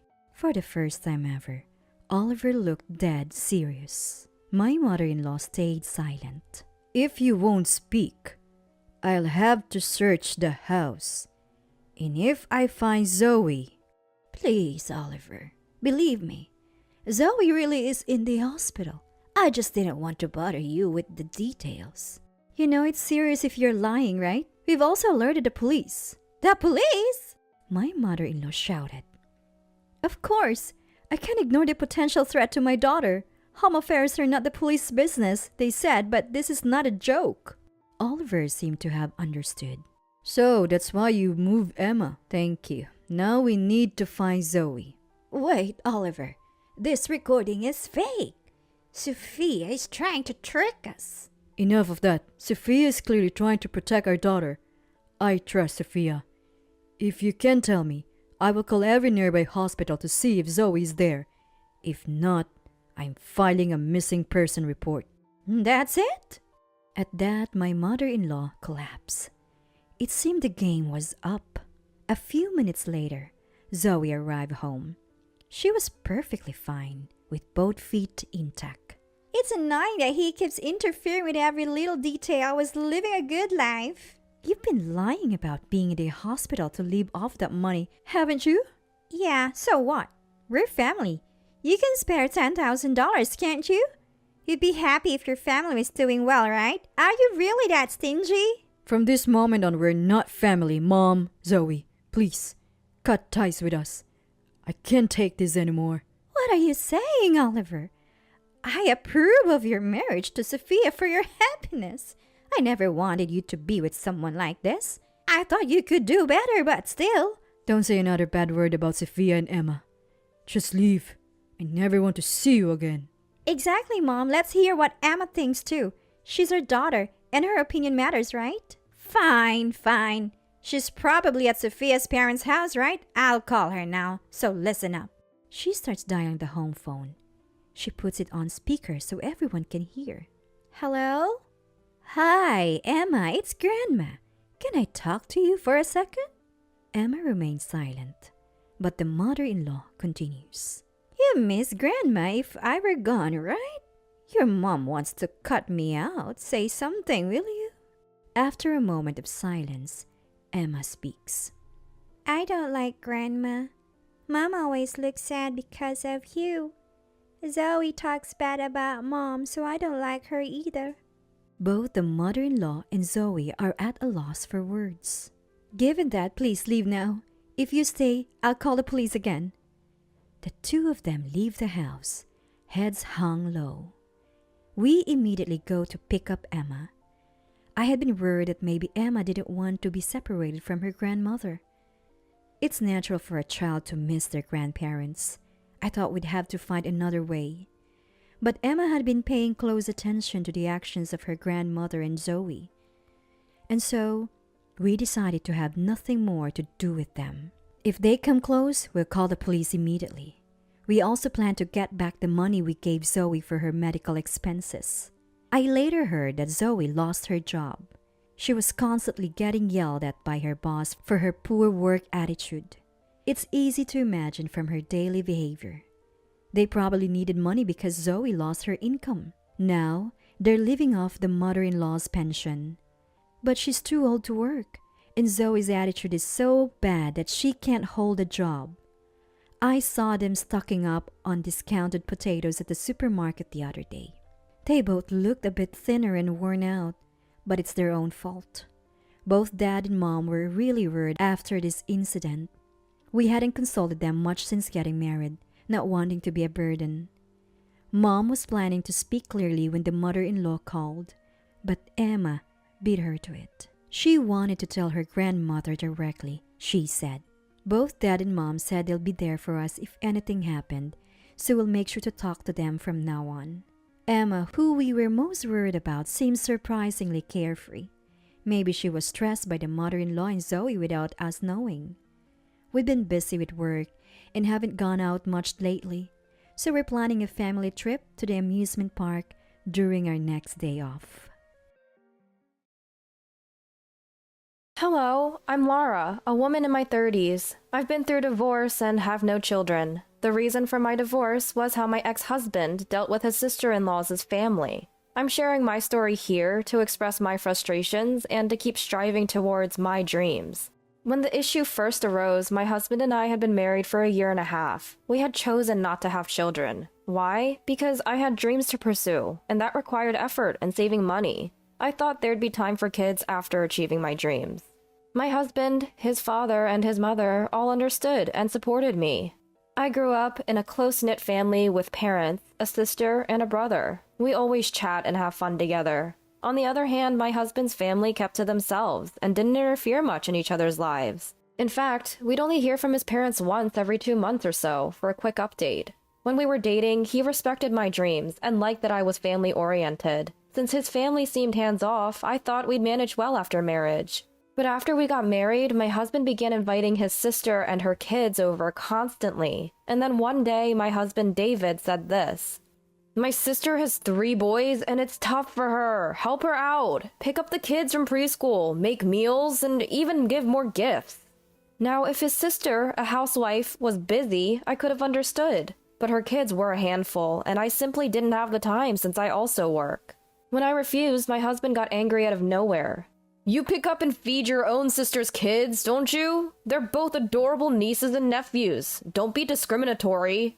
It's true, I did pick up my niece. My sister was hospitalized for a few days because she fell ill at work while pregnant with her second child. My sister's husband couldn't make it to work, so I stepped in. During that time, my mother visited my sister and cleaned the house, while I picked up my niece from preschool and fed her until my brother-in-law could take over.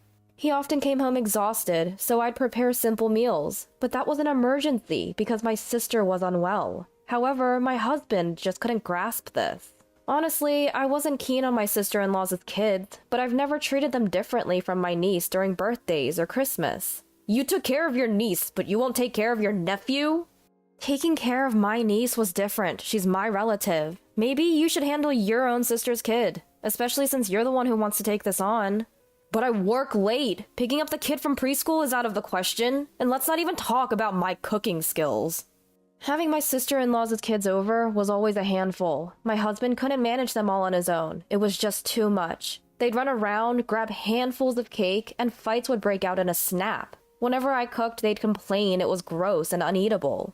Initially, we'd consult with my sister-in-law and her husband about gifts for the kids, buying them secretly. But at one point, she just asked for cash instead. Assuming she had her reasons, we went along, setting a certain amount to give her each time. Turns out, she was pocketing the money, and the kids started calling us stingy. I felt it was bold of her to take the money and still ask for more gifts. I didn't like these kids, who were neither polite nor careful with our things. And the fact that I was expected to be the primary caregiver was frustrating.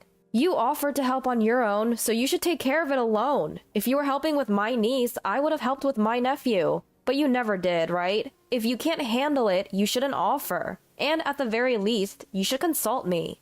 Why are you so against taking care of them? Well, your nephew is a lot more destructive, okay? I don't want any more of my things ruined. It's different when it's a single niece versus 3 siblings close in age. Our discussion was going nowhere. We needed to cool off, and for my husband to understand my point of view. I packed up and went back to my parents' home. Divorce wasn't on my mind at that point. I was hoping for reconciliation if he could understand where I was coming from. Maybe it's wrong to favor my own blood-related niece, but back when my sister was pregnant with her, I was still single and living at home. She would come by and I'd get to feel her growing belly. I was genuinely happy for her and I felt different about my nephew.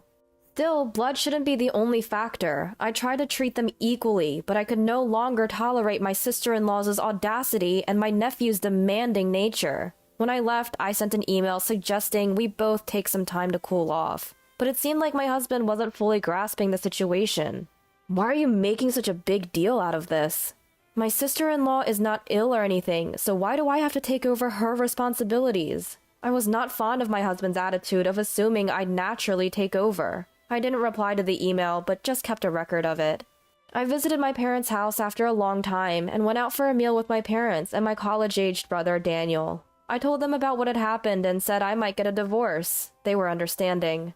Divorce doesn't affect your dreams, and experiencing it once might not be a bad thing.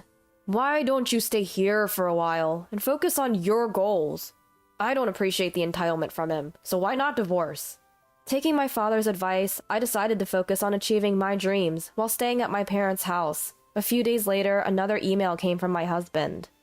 If you don't come home, your precious music box might get destroyed when my sisters visit tomorrow. I had already taken all the stuff I bought myself, as well as gifts from parents, friends, and siblings. He didn't seem to realize that. The only thing left at home is what you gave me. After I replied, he seemed to get anxious and called me for the first time since I left. Your brother came over unannounced, played games when I wasn't home. He wanted me to admit I was wrong and come back. I explained that my brother came because he had free time, and he helped me with the game. It just so happened to be a day my husband was at work. I had paid for the gaming console, and the games were mine too. I hadn't inconvenienced him in any way. I won't return with that attitude. I'm doing just fine, and I don't want to meet your sisters or nephews because I don't like them. With those final words, I hung up the phone on my husband. I consulted my mother-in-law because my husband showed no remorse, only to learn that he and his sister weren't close in the past. Given that she got pregnant and married as a teen, leaving home early, it's kind of expected they didn't get along. Even my mother-in-law had no idea why they'd suddenly become close now. I had all my treasured music boxes with me, and I didn't care about the stuff my husband had given me. Ignoring his emails led to a photo of my broken music box arriving that night. I have all my important things with me. I'm not attached to anything you gave me, I replied. Days passed with no further development. My in-laws grew concerned with our silence and called my emergency cell phone. I explained that I was at my parents' home and told them why. Hearing that my parents-in-law was considering divorce, they made an emergency visit to my parents' house for a discussion. The talk involved parents-in-law, my husband and I, and my parents. It seemed that my husband had been staying over at sister-in-law's house instead of coming home. Sister-in-law, who doesn't do housework or childcare, seemed to find David bothersome and told him to call me and go home. My husband wanted to play the role of a dependable brother to his sister, but instead he felt discouraged by being treated as an annoyance. He told me it was unfair that I live close to my parents' house and get along with my siblings.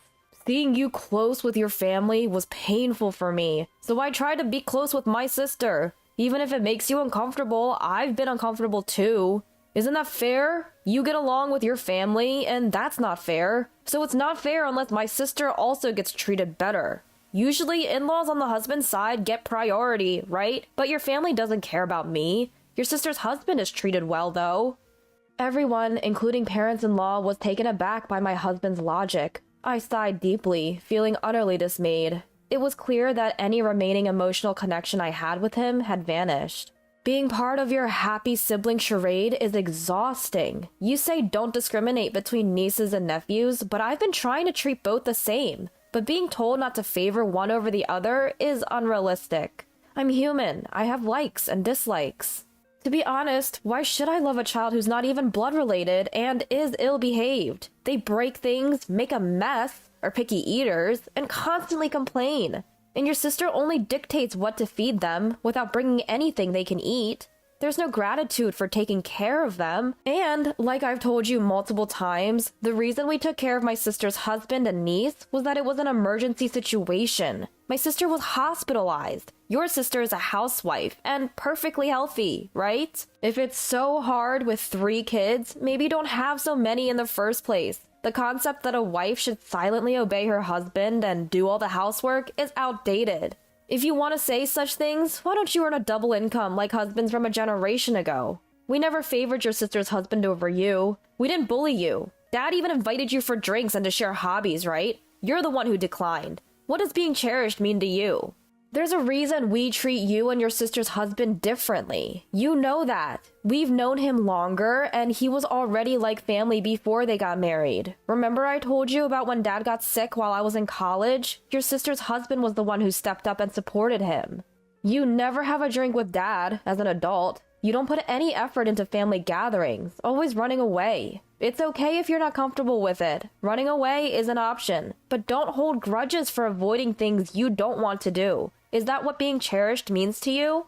Is it that you have to be number one in everything? How old are you? It's unbecoming for an adult. Wanting a family that only serves your interests is unrealistic. You're just a child trying to create a world that's convenient for you under the pretense of equality. Also, about that music box, I can't trust someone who uses things to make threats. I don't have the confidence that we can continue as a married couple, so let's part ways. That's when my husband finally realized I was serious about divorce and started making bizarre threats. I looked down on him coldly, thinking that he might still have a chance if he apologized and admitted his mistakes. If you leave me, you'll be unhappy. I have a feeling. I'd rather not spend a lifetime with your feelings. I'd be happier without you. A married couple is one unit. Can you manage if you break off and become half a person? There would be no problem. I'd just go back to how I was before marrying you. We were always 2 separate individuals. The idea that a couple is one unit only holds when both are helping each other. I can live without your help, and I'd be emotionally and physically better off without you. Are you jealous of my sister? You guys left me alone much more. Hearing that, I burst into laughter. Jealous? Do you think I have that much emotional investment in you? As long as you don't bother me, I don't care what you and your sister do. If you two get along without relying on me, I won't mind. But if you ask me to take care of your nephew or cook, that's a different story. I'm willing to help if your sister is sick, but she's healthy, isn't she? Why should I do what she used to do as a matter of course? If you're going to treat me like a maid, shouldn't there be a salary involved? Isn't it presumptuous to expect me to work without any compensation? I do housework for you because you bring home a salary. I took care of my sister's husband and niece because my sister was in the hospital. Your sister isn't sick or financially dependent on you. If you want to be a reliable brother to her, then take action yourself. Don't involve me in your little facade. It seemed like my husband had been harboring feelings of inferiority towards me and my family for quite some time. He felt that since I made him feel inferior, I deserved to suffer or feel bad, as if that was only fair. I continually rejected that mindset. As a result, I secured my husband's agreement for divorce. You don't value my family, and you don't listen to me. I don't need a wife like that. Take all the savings. Take whatever you want. He signed the divorce papers, and we were officially separated. But that wasn't the end of it. My sister safely gave birth to her second child, a baby boy. As I was busy preparing to live alone, my ex-husband unexpectedly showed up at my family's home. Out of nowhere, he blurted, "I have a favor to ask. I tried inviting my sister over because I felt lonely, but she refused because I can't cook. So I've been ordering delivery, but I'm running out of money. We used to split living expenses, but now I have to cover everything myself, and I can't make ends meet. If I stop ordering food, my sister won't come over anymore. So can you help me out financially each month? We could get back together, you know." When he showed up asking for money instead of apologizing, I couldn't help but burst into laughter. What's the advantage for me to get back with you? I actually have more spending money now. I don't want to see your face ever again. If you show up again, I'm calling my lawyer. I had my dad and brother, who had come out just in time, send him away. Although he hasn't visited since, he still sends emails regularly. The more I read his incessant demands for money, the more I realized how poor my judgment of character was.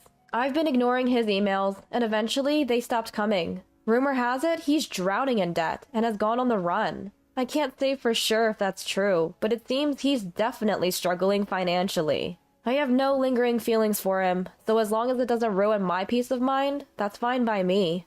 Right now, I'm living fulfilling days, playing with my family and chasing my dreams while working. Seeing my sister and her husband, it's clear that marriage can bring happiness, but I think there's also value in pursuing happiness that isn't tied to marriage. I might meet someone and remarry someday, or I might continue to chase my dreams and spend my days with my family. Either way, I want to live my life my way, seeking the kind of happiness that suits me, instead of conforming to society's general definition of happiness. I realized I had been deceived during the first New Year's after marrying my husband, James. While helping with the holiday meal in the kitchen, my sister-in-law Emily made a snide comment.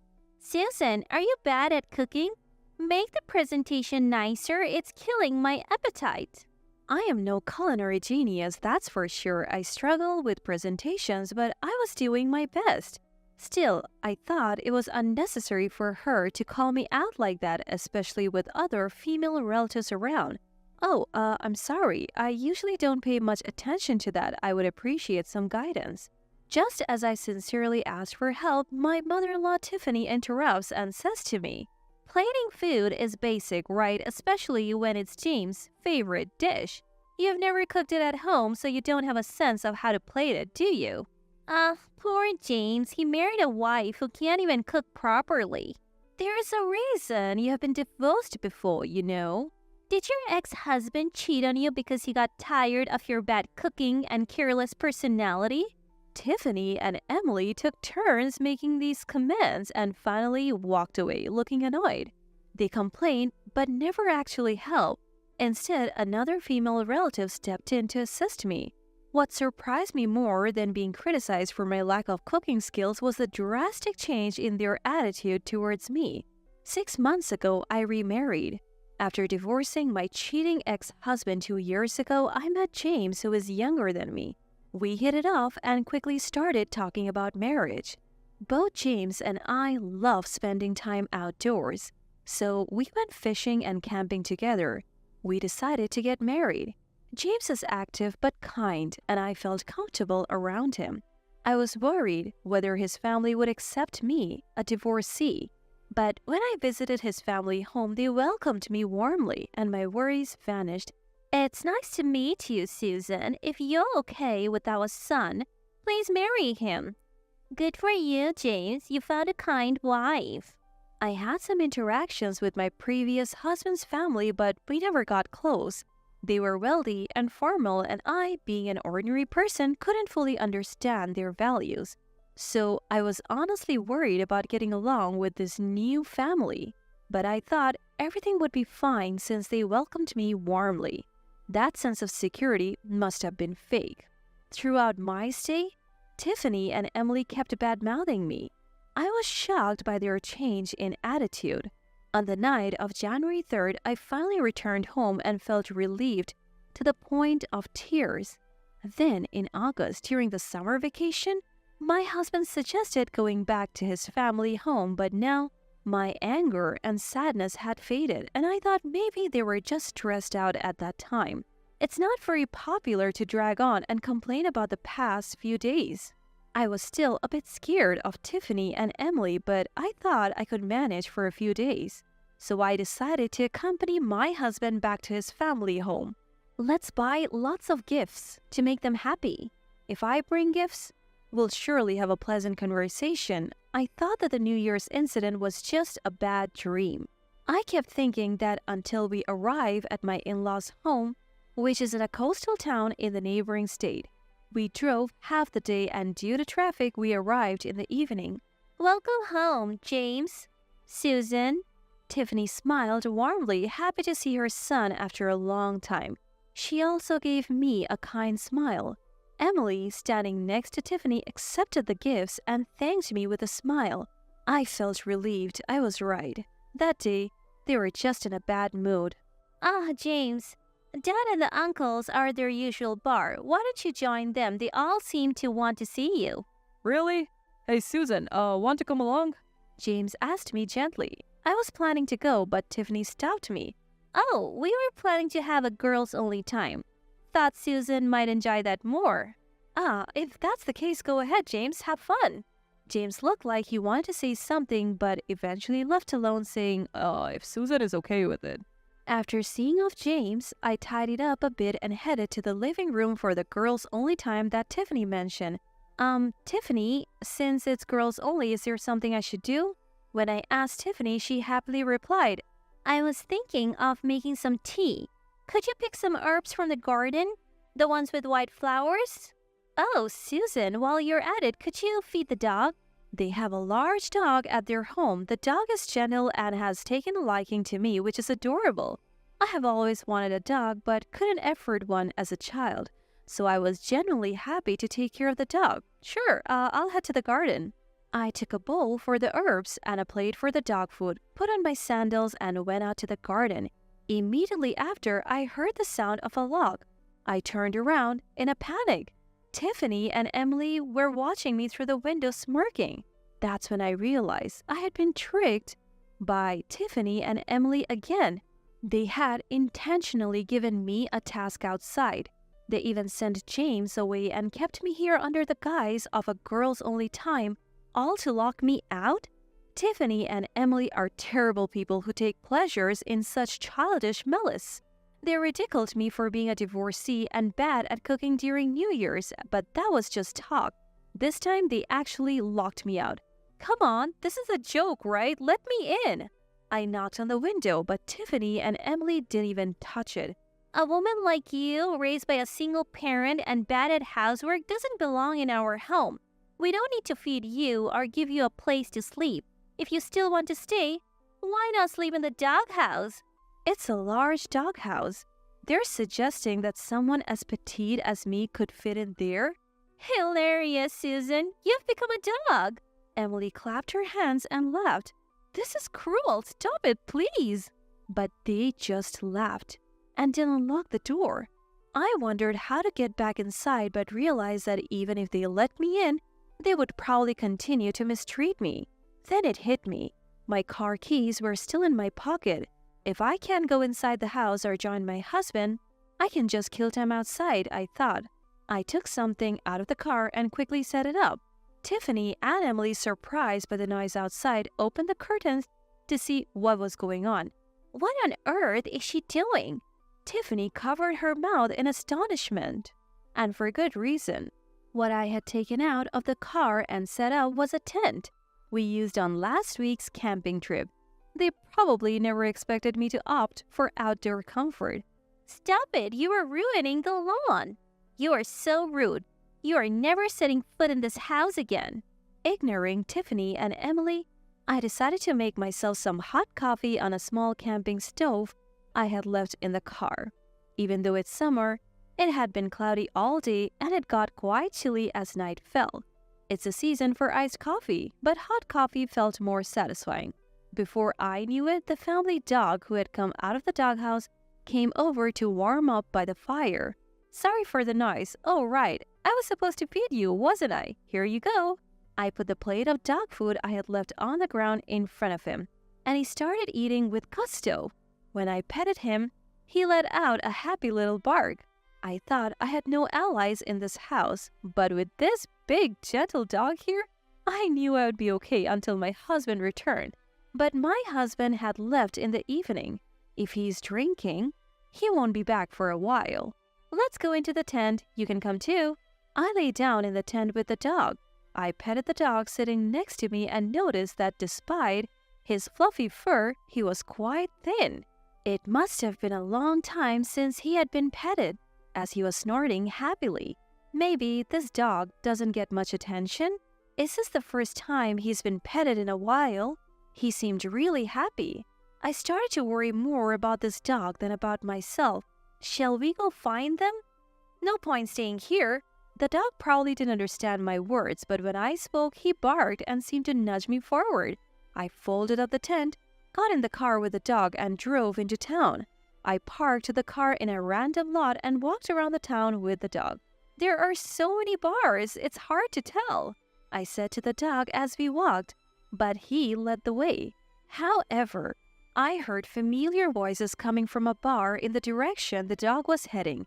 It was my father-in-law Thomas and James.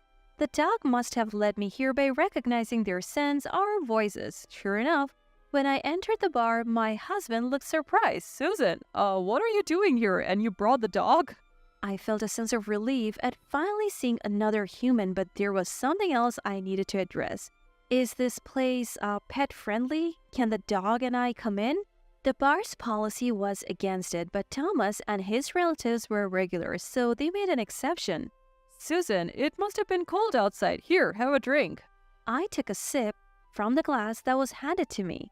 Delicious, not just the drink, but the kindness of my husband's relatives, who were meeting me for the first time, warmed my heart. I kept drinking as they encouraged me to have another glass and another, and soon I felt the alcohol taking effect. When you're tipsy, you start to say things you have been holding back. Tiffany and Emily locked us out, so we had no choice but to come here, I said. I couldn't stop talking about what happened today and on New Year's. I might be judged for it. If I were sober, I might have worried about that. But I was drunk and didn't care, and everyone, including my husband and Thomas, listened intently. After I finished speaking, one of the relatives said, "Again? Those two are at it again?" That triggered a flood of stories about Tiffany and Emily. They did the same thing when they were supposed to be taking care of James's grandmother. She eventually moved into a nursing home because she couldn't take it anymore. And it's not just that.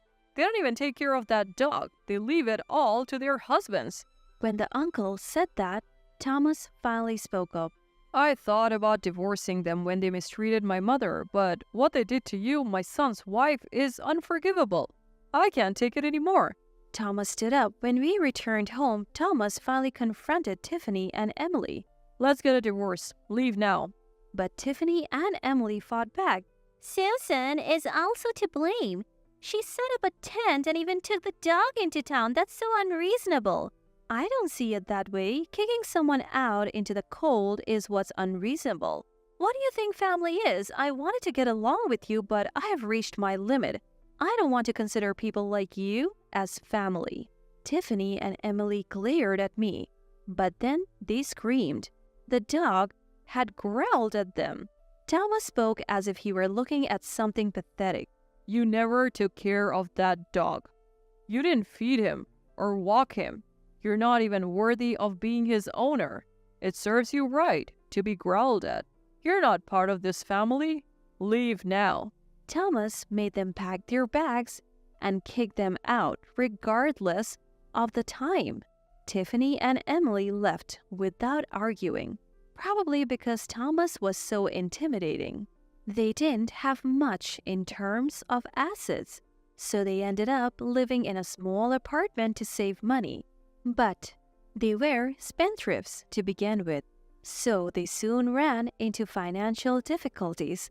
Not only does Tiffany have to worry about everyday expenses, but she also has to pay alimony. She's probably struggling with Emily, both of them working hard at jobs they're not used to. As for me, with Tiffany and Emily gone, my husband and I decided to move in with Thomas so he wouldn't be lonely. Changing jobs was a concern, but I found a new one sooner than expected, so that was a relief. Since moving, life has been joyful every day with kind-hearted Thomas, my loving husband, and our pet dog, who's become like a friend to me. Relatives also started visiting more often. Surrounded by lively people who love alcohol, learning about various delicious drinks and enjoying conversation over drinks has become one of my hobbies.